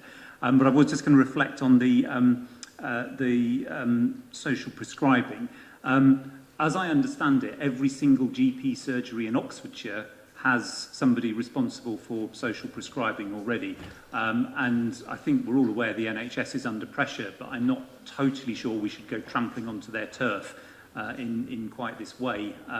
So I think it's probably something that's best done by using our existing network, which we've developed since the pandemic, of officers working in the community to signpost towards existing services and provision, and not actually try and do something that the NHS is already doing, though I imagine the NHS isn't doing it perfectly yet. So probably some support might be the best way of proceeding there rather than trying to do it for them. Thank you very much. Given that we now allow, we have a very brief window if someone wants to make a short comment. Otherwise, it's Councillor Turner and then it's back to Chris Jarvis. I don't see any hands up, so Ed. Yeah, thanks very much. I agree with the thrust of the debate so far. I have to say, when I read the officer commentary on this budget, I thought, wow, this is at the stronger end of the scale for officer comments. Our officers weigh their words carefully, and when we read things like give rise to concern, may lead to financial problems at a later date, a number of problems in other local authorities, so exercise some caution, reduces financial resilience over the medium term. I think we get a polite and measured bit of feedback. And I think, to be honest, that is justified. Let me give you just 3 examples. Of course, we are open to solar investment. Indeed, we've already demonstrated that, and we are doing that. And of course, we are open to doing more. But we have to be really, really careful. We look at Thurrock, and their programme of solar investment, which was not careful, has virtually bankrupted their council. They've now got commissioners in fact, worse than that, they've got commissioners in running their finances from their neighbouring county council, heaven help us. That is not an area I think we'd want to go down. And we really shouldn't be banking income from untested schemes or without a business case. I think similarly, actually, the bad debt one is a case in point. We are always open, and we always go out to our officers and ask for investor save bids. And indeed, sometimes as well, we have staffing pressures. So in this budget, for example, we've got new roles around health and safety. You've got to do it to meet our obligations. In recent times as well, we've had to expand our property team to make sure we're doing the necessary maintenance. We've got the capacity to do the projects that we need to do. Unilaterally saying we'll employ an incomes officer and that's going to more than pay for itself, but without having that signed off by the incomes team as being a good business case, again, strikes me as being a risky, to put it politely, approach, and not one that I would recommend. I mean, another nice idea in here, pocket parks, may well be a good idea, consult properly, unless you're Andrew Gant, in which case he possibly, sorry, I shouldn't have named Councillor Gant. I hope he'll take it in the friendly spirit it was intended. It was continuing a previous bad, so he wasn't paying attention, it's all right. I said we would consult on pocket parks, unless we were you. But you haven't put any money to maintain them. So, there's a further sort of pressure on the sort of parks budget, unless they might stop being parks and just become sort of overrun, overgrown. That would be a problem. And then on the much discussed hardship fund, again, I point the colleagues to our budget report, paragraphs 11 to 14, where we set out an awful lot that we're doing. I listened carefully for details of how the hardship fund would work and would have the transformational effects are discussed. And what I heard from Councillor Jarvis, and I quote, was a centrally held discretionary fund to be distributed to service areas as needed. It's not a bad idea, fine, we could give service areas some money to act flexibly. That's not a plan, it's not a business case. I think we really would need more. So I will leave it there and unfortunately won't be voting for this amendment. Thank you very much. Now, Chris Jarvis to respond. Yeah, thank you, Lord Mayor, and thank you to everyone contributing to that debate, and for keeping it both measured and comradely, certainly more so than we saw in the previous debate. And I welcome that Councillor Turner decided to make the most barbed comment towards Councillor Gant in his final summary. Just a few points before we wrap up on this. I mean, the overwhelming thrust of the comments we've had from the Labour group have been in relation to financial resiliency, and I guess that there's 2 areas that I think really ought to be flagged around that. The first is yes, with all investment, there is an element of risk, and clearly with regards to the council's commercial property portfolio, that is an area where there has been for a long time a clear element of risk, both in terms of the level of bad debt provision that the council currently holds, but also when you look to, and other councils have highlighted other areas that have been overly exposed to renewable energy, but it's also the case that other councils have been overly exposed to commercial property and indeed faced major financial difficulties as a result of that as well. I would also draw people's attention to the recommendations the Budget Review Group have made, not just this year but in previous years, specifically calling for the council to diversify its investment portfolio specifically into renewable energy and indeed into other areas that are socially useful too. And secondly, on the point of financial resilience when it comes to reserves, I made this point earlier, but I do think it's worth really highlighting this again, that our budget amendment leaves more money in reserves than the budget that the administration put out to consultation at the end of last year. And so if we're saying today that there is that our budget amendment is not sufficiently financially resilient, then surely the budget that you put out to consultation last year was not either. Thank you. So we now proceed to a vote on this amended budget. Those in favour indicate. Those against? Abstentions? So it is rejected. So we now have a break of 30 minutes, and then after that we start with the individual amendments, of which currently we have one, and then we proceed to the budget debate proper. So thank you very much.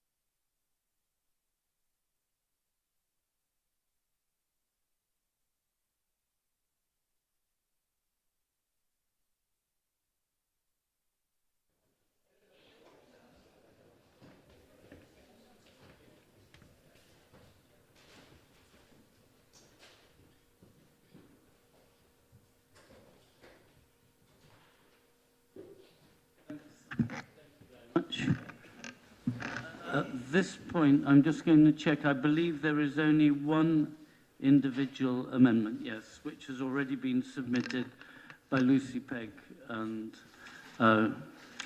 Councillors Peck and Rawls, thanks. So we have a proposer, we have a seconder. Would you like to kick off, please, Lucy? Yes, I'll be fairly brief proposing this amendment as it's quite self-explanatory, and I think we've already discussed the hardship funds quite a bit. But this one-off sort of single amendment to the budget would create a £450,000 hardship relief fund to help the council respond to these various crises that people are experiencing and support Oxford residents to weather the storms that too many of us are having to deal with at the moment. This money is a flexible fund, which is why we haven't gone into too much detail about exactly what it could be used for, but it could help individuals, community centres, local organisations, small local businesses, whoever it is that needs help and has fell through the gaps of other schemes.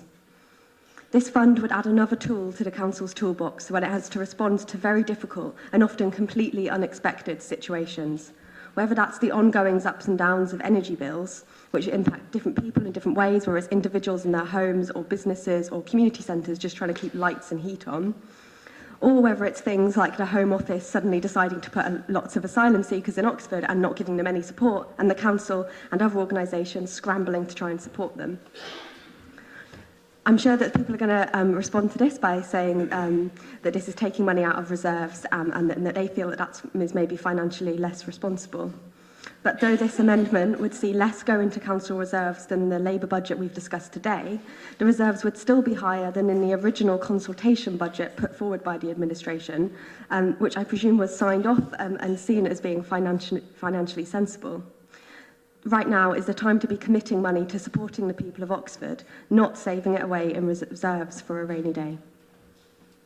Thank you very much. Rosie, do you want to speak now or reserve your right? Yeah, speak I'd be happy now. to speak now. Okay, thanks.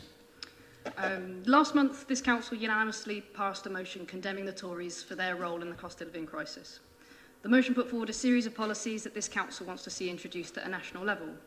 The motion also rightly identified the economic and social vandalism that the government has wrought upon our communities. It talked about rocketing food bank use, it talked about deepening inequality, and it talked about the hardship people across our city are facing. In this chamber, we are acutely aware that the government is ideologically wedded to austerity, to decimating welfare and to slashing public services. That means that until we get a government that prioritises working people and their needs, the cost of living crisis will be with us for the foreseeable future. But we also know that there are things that we can do as a council to protect against the worst excesses of that ideology. And this amendment is just seeking to do that.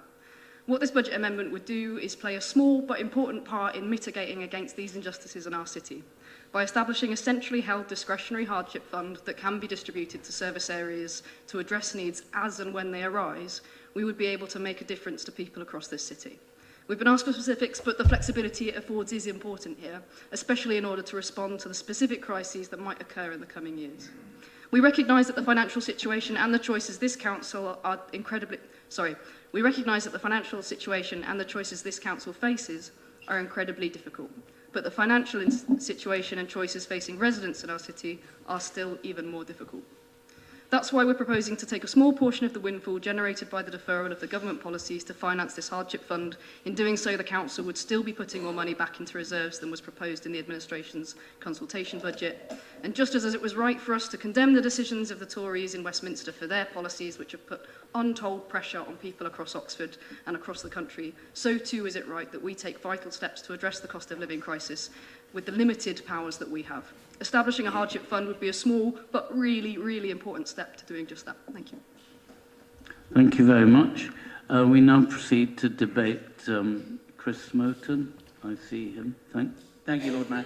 I regret to say our group will abstain on this one for a reason that I'm afraid we want the outcome, but we couldn't vote for it without funding other than from reserves. I had to take on this one very seriously both the description we had of the trajectory of our reserves to date and projected into the future, and the Budget Scrutiny Panel's recommendation about strengthening our reserves with the windfall that we had from central government. So on this one, I'm afraid, sorry, it's an abstention from us. Thank you. Alex Hollingsworth and Linda Smith. I was going to make two comments.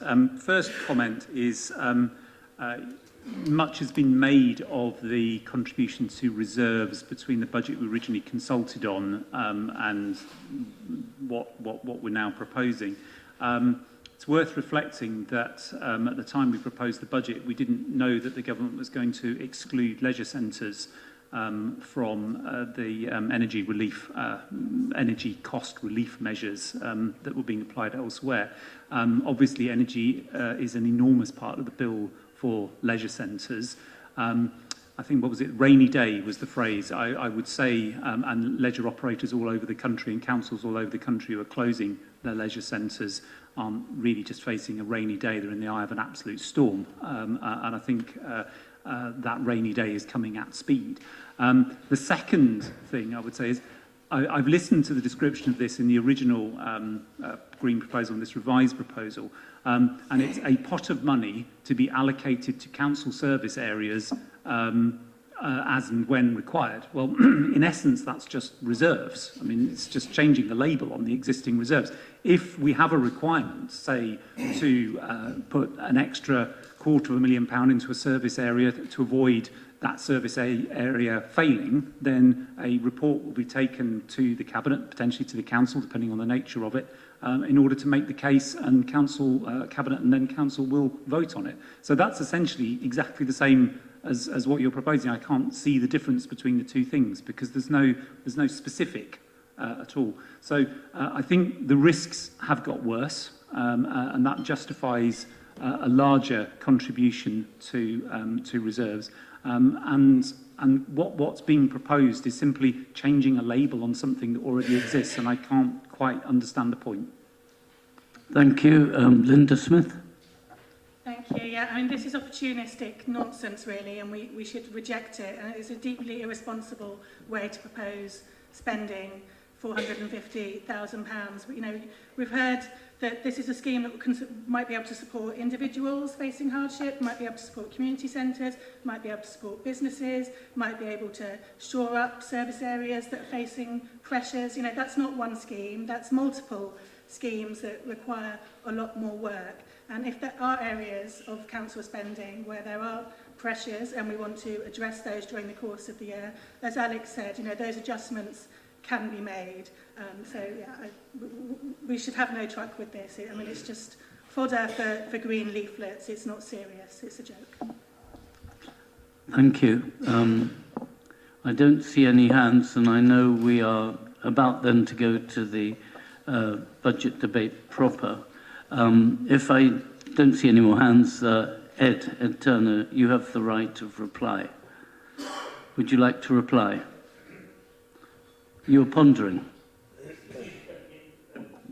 Thanks, Lord Mayor. I'll do so just really briefly. I mean, the sentiment is understood, though I almost wonder if there's a bit of a trick behind this, whereby this money, it'd be a bit like the old Lib Dem penny on income tax back in the day, where any group or any individual might say, I would have liked some help. Then the Green group could say, well, we had this pot of money, you know, it got voted down and we could have allocated that. And in truth, it is really quite vague as a way of developing proposals, and I would contrast it with what the administration is doing with our targeted work, set out briefly, succinctly in paragraphs 11 to 14, where we're looking at money that we've got available, and we make it available for council tax reduction. We're then working with the county council. We're going to have a discretionary council tax hardship scheme. We're then looking at targeted one-off payments to individuals as a way of channeling government money. We've got more there for discretionary spend as well, and we put out a particular ask to the county council in a couple of areas.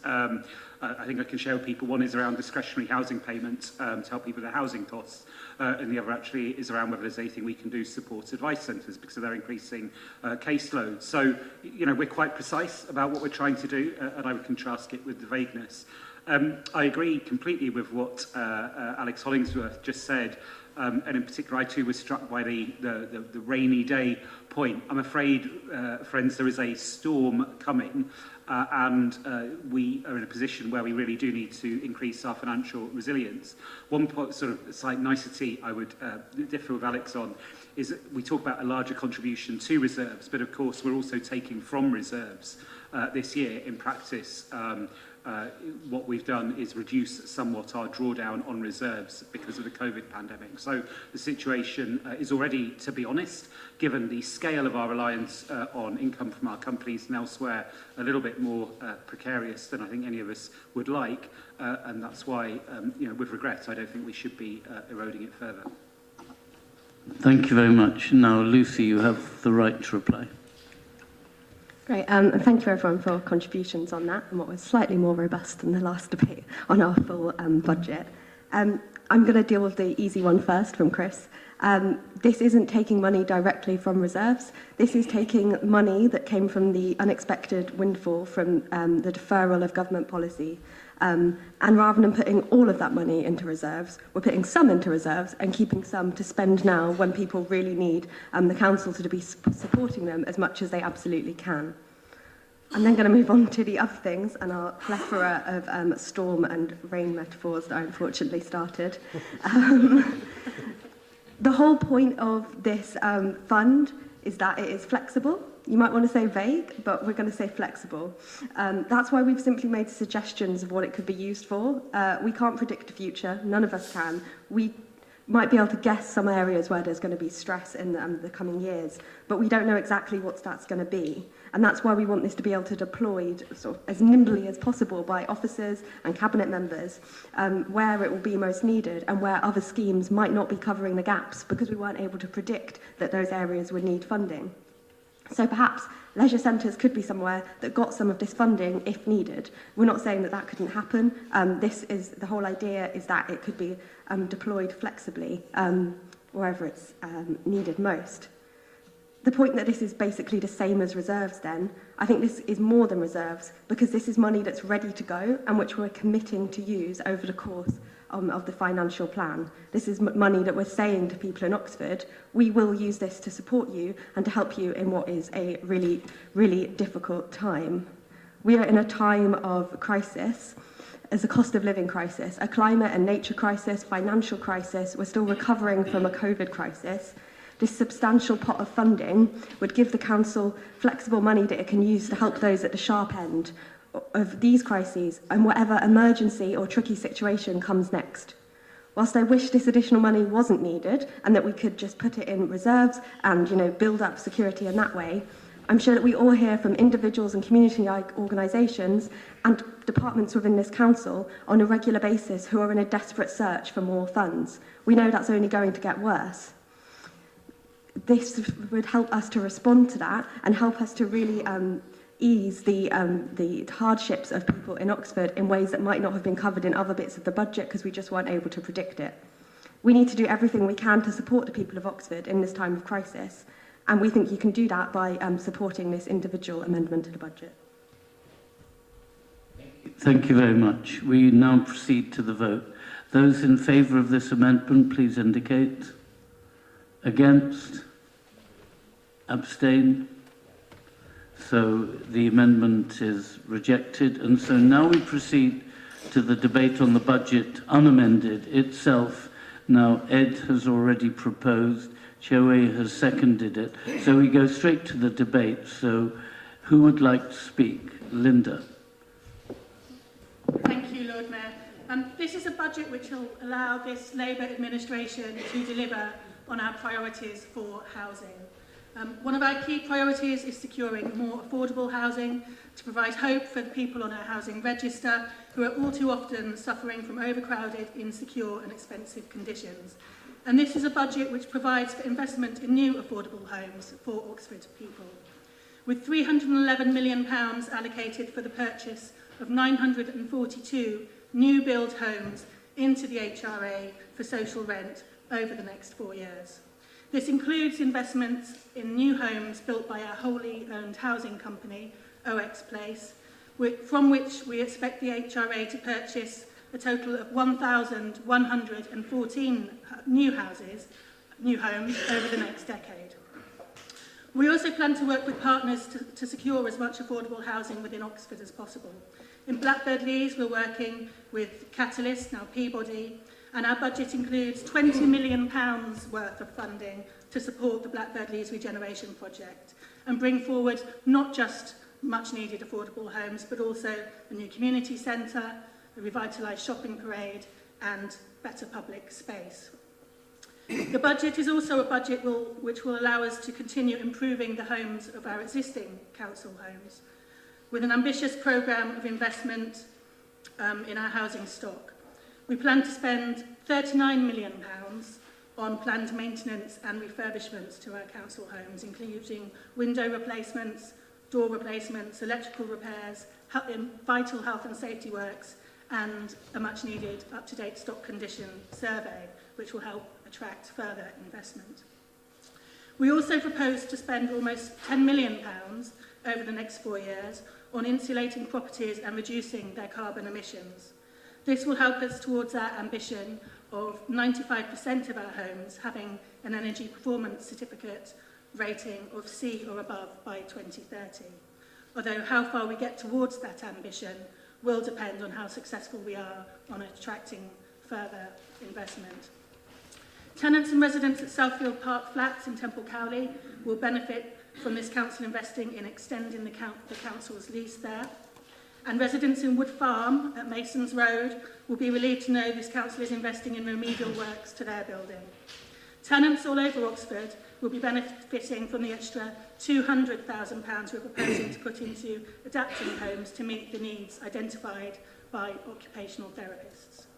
We're also putting in an extra £400,000 in the short term to deal with the backlog of fencing repairs, which arose after heavy storms during the pandemic. Can you wind up now, Linda, please? The coming year will see a transformation of our landlord services as we step up to meet the requirements of the Social Housing Act and the high standards our tenants rightly demand from us as their landlord. And this budget includes significant capital and revenue funding to modernise our landlord services and integrate them further with the communities team. There's also lots of money in there to prevent homelessness as part of the new county-wide alliance on homelessness and to directly commission services here in the city. So this is a budget for affordable housing, to prevent homelessness and for improving council homes, and I commend it to all members of this chamber. Thank you very much.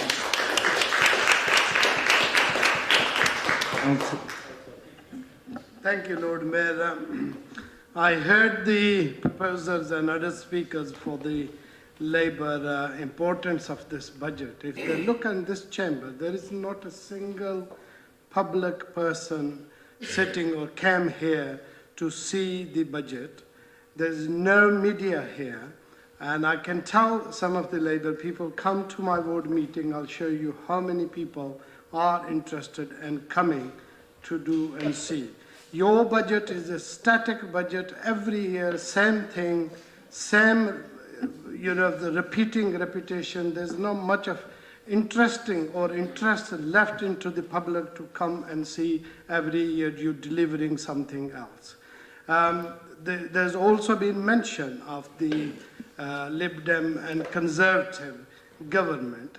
And just to remind this Labour administration, look at your record when you were in power and your darling leaving a note saying there's no money left.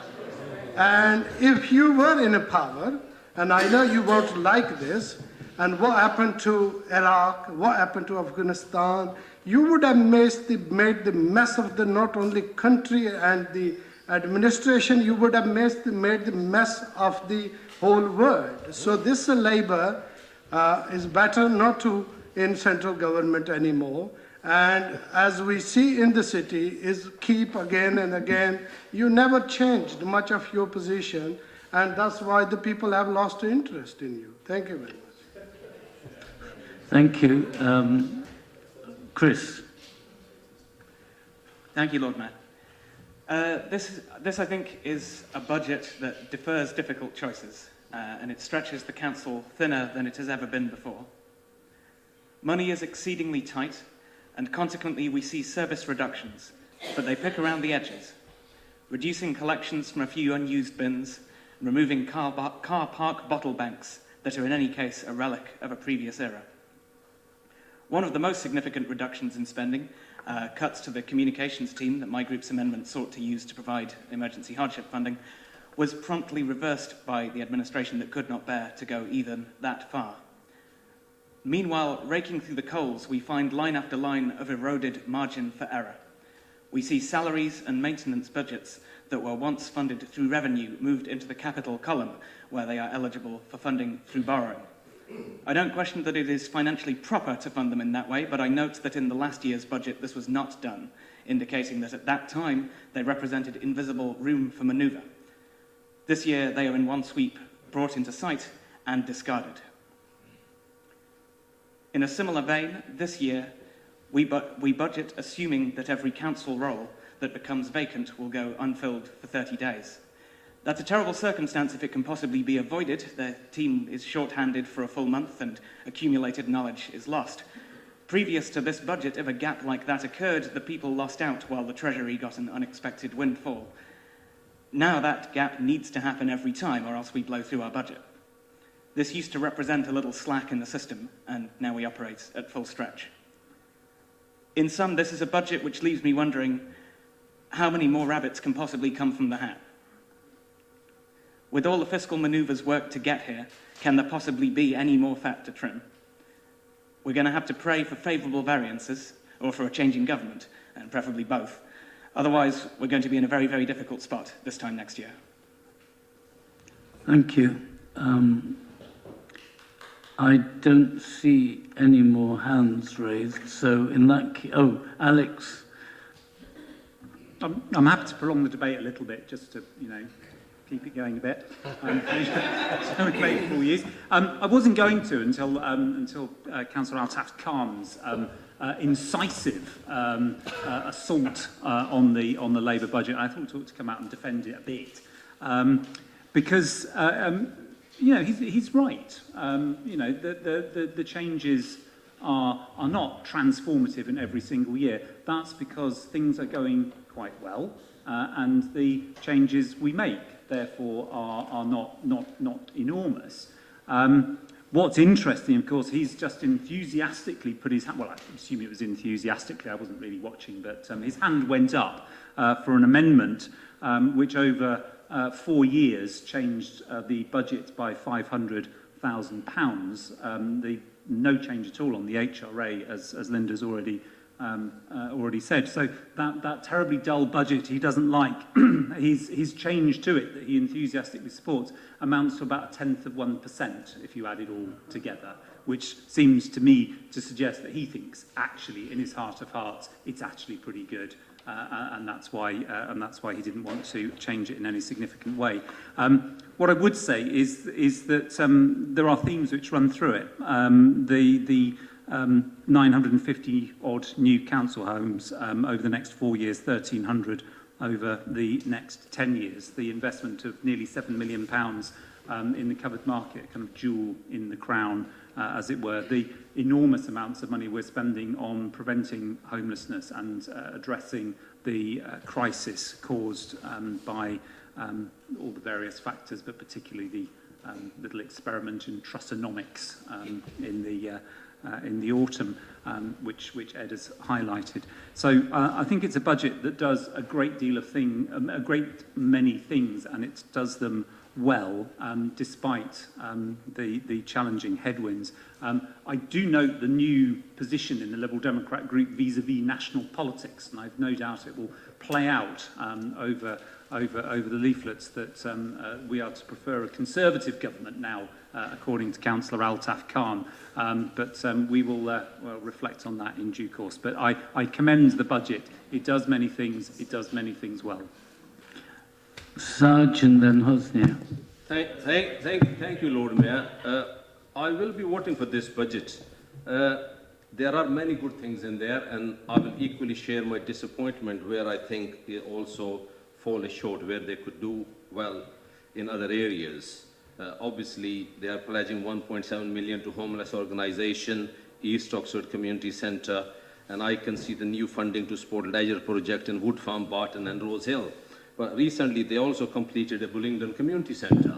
But what I'm disappointed in not seeing anywhere, which my former ward, where it used to be a Regal Community Centre, Regal and Bullingdon was built on the same day, by the way. And they have built the Bullingdon, but the Regal has been forgotten. And those areas did select me 3 times until the 2021 boundary change. So I hope in the future this group will give consideration because that area deserves better. Equally, I'm disappointed in a few things actually. I still see a bulky item charge, and I thought a socialist party, you want to call it, or Labour Party who works for the people would have some kind of sympathy with the people going through hardship, and at least they can take those charges out, and the money could be found somewhere else, you see. And I'm disappointed on that path. And equally, I am disappointed to see, I mean, earlier we were talking about Liberal Democrat amendments about taking the deputy leadership allowance out, etc. I was expecting more from the Labour group actually and the administration. I was hoping Councillor Turner will stand up and say, well, look, if we're going through austerity, we want to basically show our support to the people and empathy and sympathy, and we are 10 people on the executive board, and we may not take for 1 year their executive allowances. I don't see that. I mean, I will ask him. I mean, stand up and say, show his solidarity with the ordinary people. Say, look, we're going through hardship. When we don't knock at the door, we say, we're here to serve you. We're not here for the money. So let's show solidarity today with the public of Oxford and say, listen, guys, we will only work on the basic allowance. We will give our incentive, whatever we take as the executive member. 10 people you are there, and that will help the poor people. And if he announces that, I'll announce I will not take a penny whole year. I will not even take my basic allowance. I will show my solidarity with the people of Oxford. Now, in his opening speech, I don't want to damp on his victory. He said he's still here, and I hope you still more, because I always believe, no matter how many differences I have with this man, he is the best man to keep the finances of the city. But while I disagree with him in many things, because on his dampen his victory, I mean, I have never seen him going in... Sarge, you must wind up now. All right. Well, I know you're in full flow, but you would stop. Yeah. I just wind up. I just want him to stand up and just make that announcement, show solidarity with the people who are struggling day to day. They're not going to take 1 year allowances extra. Just work on a basic thing, and I'll work for nothing. Thank you. Hosni. Thank you, Lord Mayor. As many of you know, I chaired the Child Poverty Review Group last year, and what was really interesting about that group, which everyone contributed to, and it was brilliant, was that a lot of the people, national experts in this area, who came to talk to us about what can be done nationally and locally in each area to reduce child poverty, they commented on the fact that though we are not going as far as we could be because there are national constraints, but a lot of those schemes were already happening in Oxford under this administration. They specifically pointed out the money that we give and make sure that we support our advice centres, especially in regions like Barton and in Blackbird Leys. The advice centre in Blackbird Leys that I sit on is an absolute lifeline for people who are going through the awful cost of living crisis. The living wage, now, if we actually could manage all colleges, and the university pledged to pay the living wage, but obviously the colleges employ many, many more members of staff. And if they took our lead on that and just paid everyone the living wage rather than paying them in vouchers for extra food in their CAF, is it called these days? I don't know.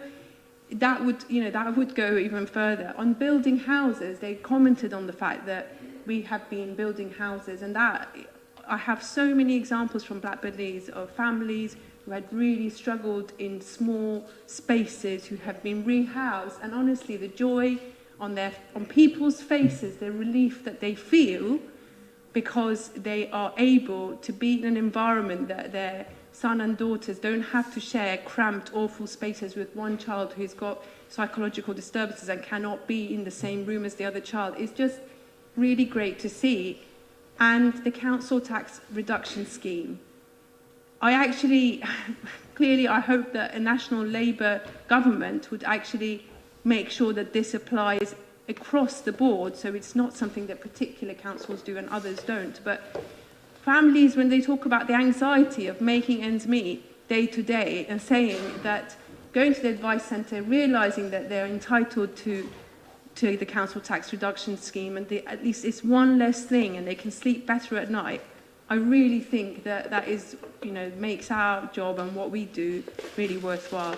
And I just want to end by saying, Councillor Altaf, please do encourage everyone, or your residents and other people, to come and be more engaged with the council. It is up to every single member here to encourage that engagement, and I hope that in future we will go further on that as well. But I do think it's up to all of us to encourage people to be more engaged with democracy and to be engaged with this council. Thank you. Thank you very much. Andrew Gunn. Yeah, thanks, Lord Mayor. Well, I can confirm that no councillor is more engaged with this community than my friend and colleague, Councillor Altaf Khan. Saj, if I may, I'll just pick up your suggestion that the Cabinet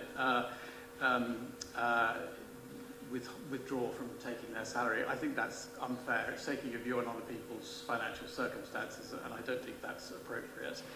Can you speak into the mic? Yeah, sure.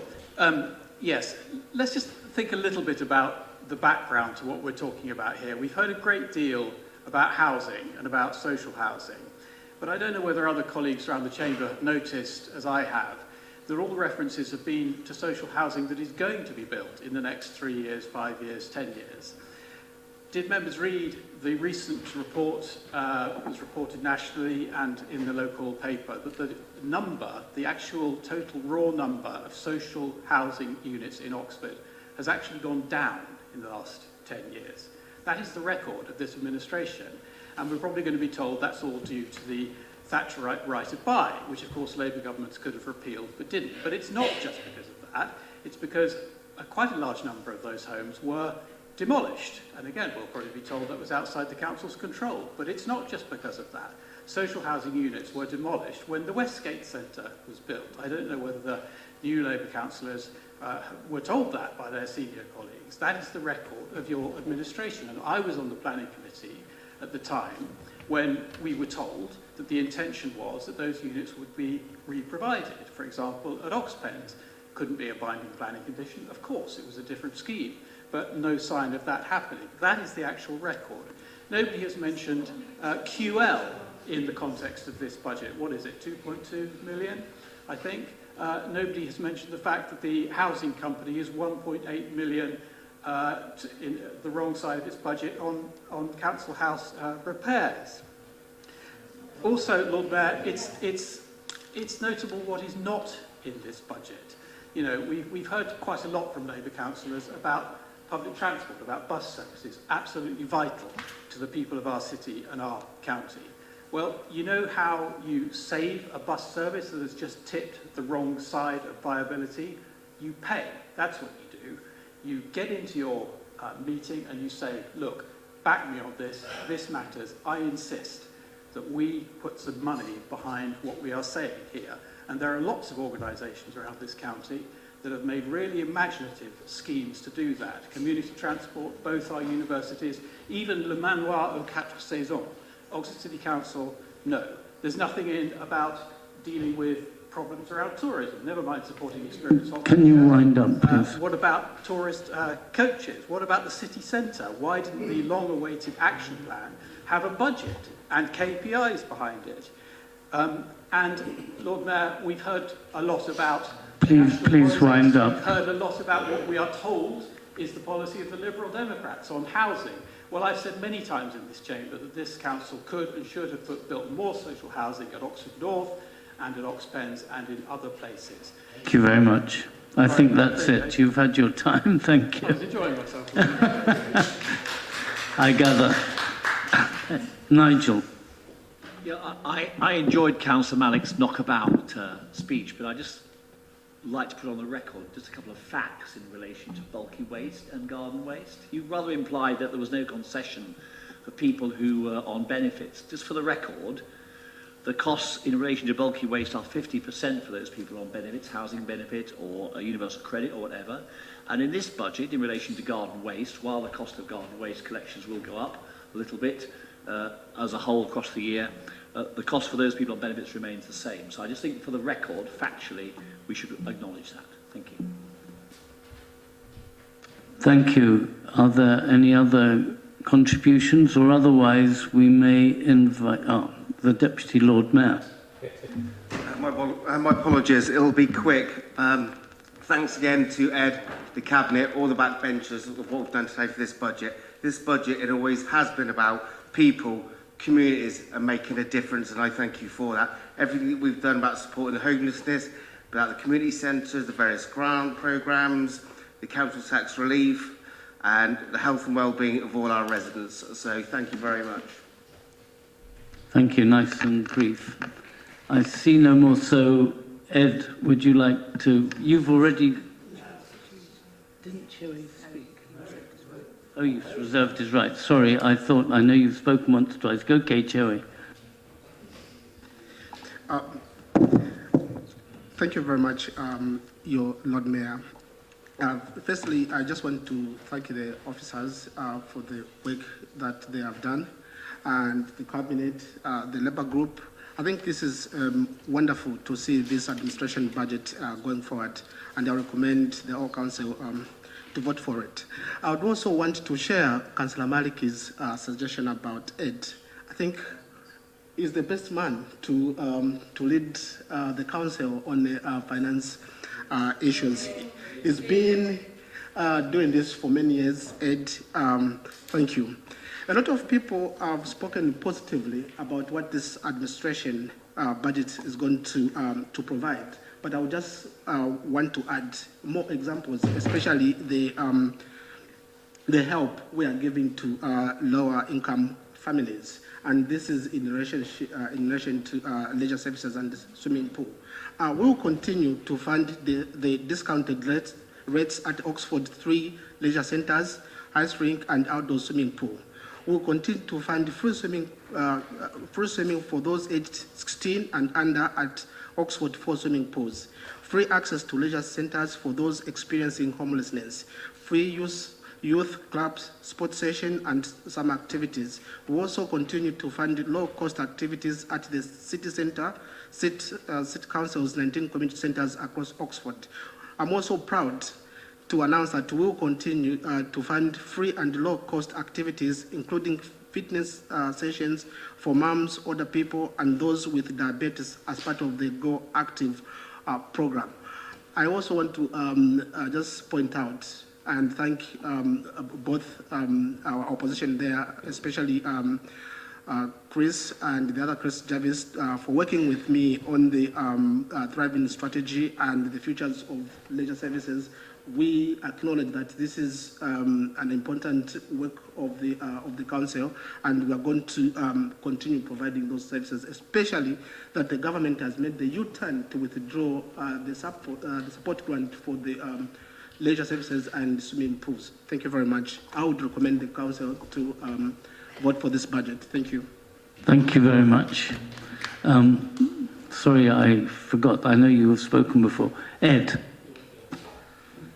Yeah, thanks very much, Lord Mayor. There are a number of comments raised there. I'll try and address a few of them. So, thanks to Saj, I think, and to Cheve for sure for the kind comments. I mean, look, in terms of the council's budget, it really is a team effort. I think it's a team effort, if we're honest, amongst councillors. And councillors, although sometimes we accentuate the disagreements at this occasion, I think councillors across the piece, but of course particularly councillors on the administration side, work really well together, and also our officers. And you know what I said in my first reflections about the fact that our officers aren't political, I think they line up really with our values. I'd be surprised actually if our kind of key officers that we work with on this sort of thing didn't actually feel motivated by many of the things that motivate us as councillors as well. And we try and make a difference, you know, and ultimately I've been lucky enough to serve as a councillor for a bit over 20 years. There's an awful lot of time which many of us, many in this chamber have given, everyone's giving to their service. And you want to see a difference being made.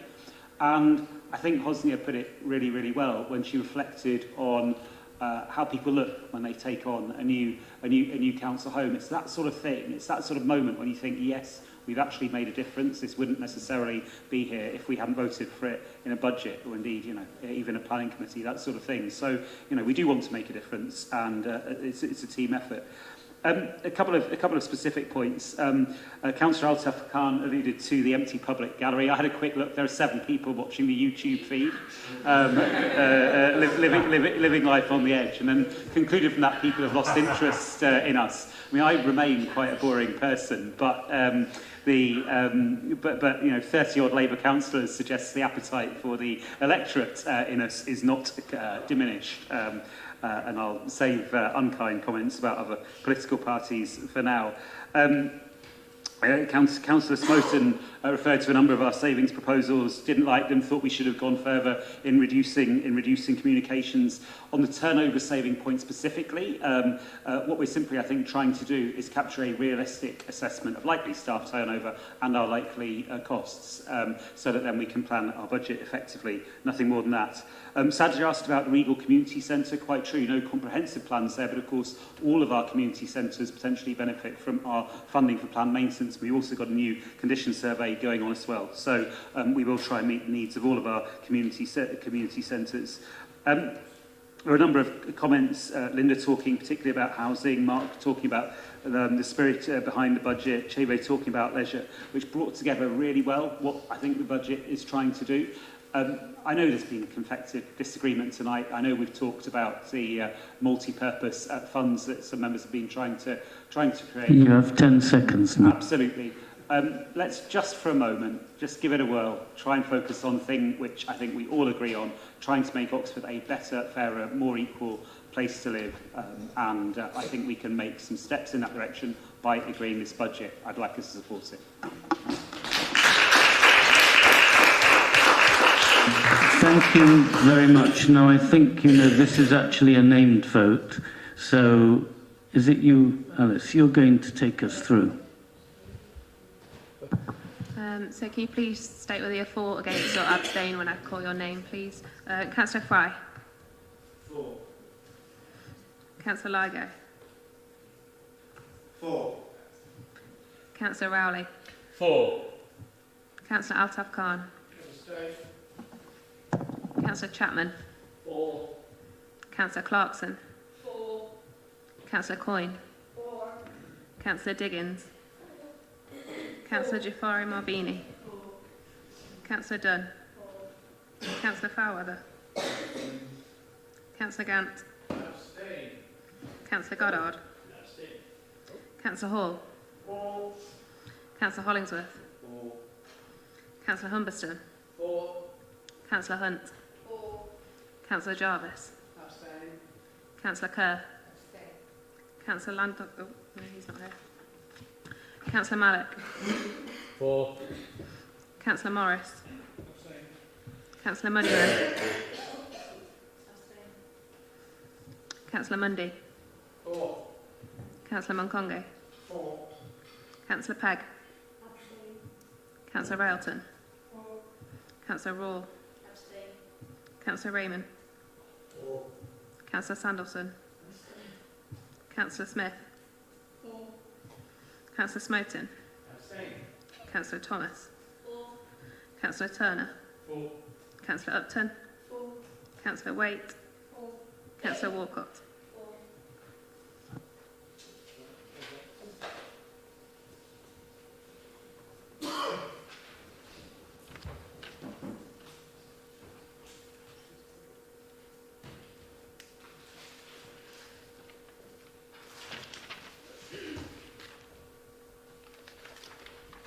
He's very close.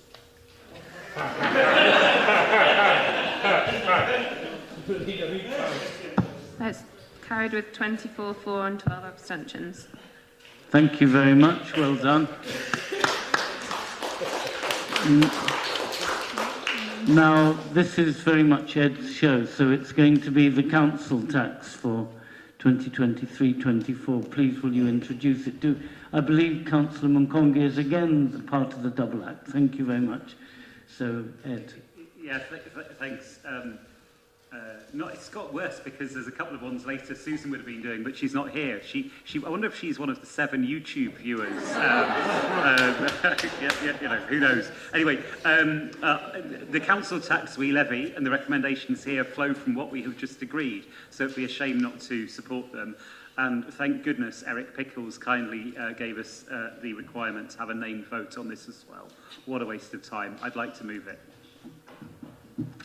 Do you want to speak now, Chewe, or reserve your right to speak? Reserve the right to speak. Are there any other people who wish to speak on this?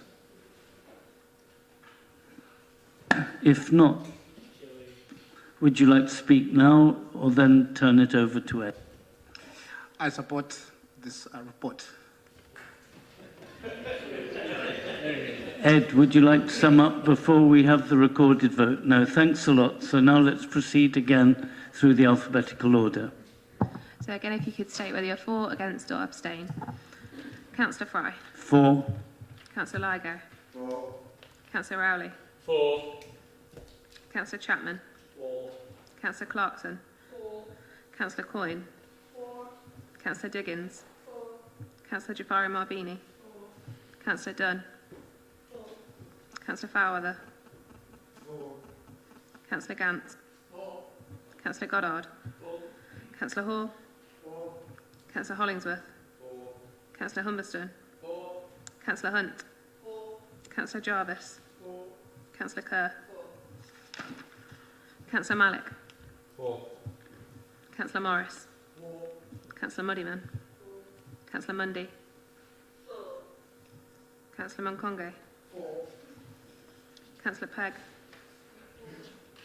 Councillor Railton. Councillor Raw. Councillor Raymond. Councillor Sanderson. Councillor Smith. Councillor Smoten. Councillor Thomas. Councillor Turner. Councillor Upton. Councillor Waite. Councillor Walcott.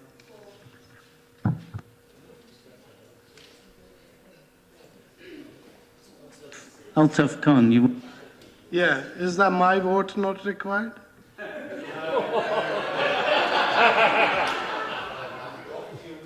inviting them to Headington, that's why. Councillor Altaf Khan. For.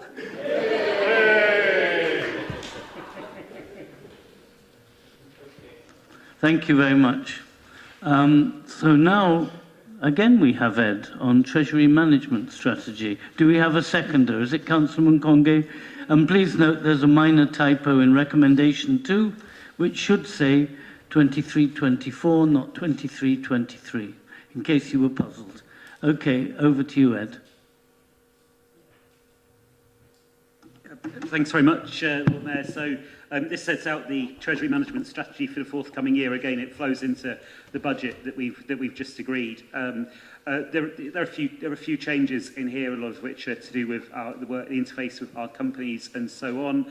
A couple of things which I'd also want to draw attention to. We've long had an ethical investment policy in relation to direct investments, but also we, for the first time, introducing an environmental, social and governance policy, which is Appendix 3 if anyone wants to have a look at it. I think this will develop over time. It makes the point that not only is it right for us to seek to do good with our money as far as we can, but also it can make sense in Treasury management terms. So it is, I think, a good policy. There are judgments in this sort of area, some of which we touched on earlier on, and there's a balance between risk and reward. I think the Treasury management strategy we're proposing strikes that balance well, which is why I'm happy to commend it to Council. Thank you very much. Joey, do you wish to speak? Reserve your right. Okay. Thank you. Anybody want to debate, raise questions? No? If not, this is something which we'd vote just by show of hands for the full set of recommendations. Those in favour? Those against? Those abstaining? It's clearly carried. Thank you very much indeed. And again, the same double act, I suspect, for the capital strategy. Are you seconding this, Joey? Yes. Okay, Ed again. Yeah, so our capital strategy sets out our capital programme processes to underpin the £700 million in our capital programme that we just agreed.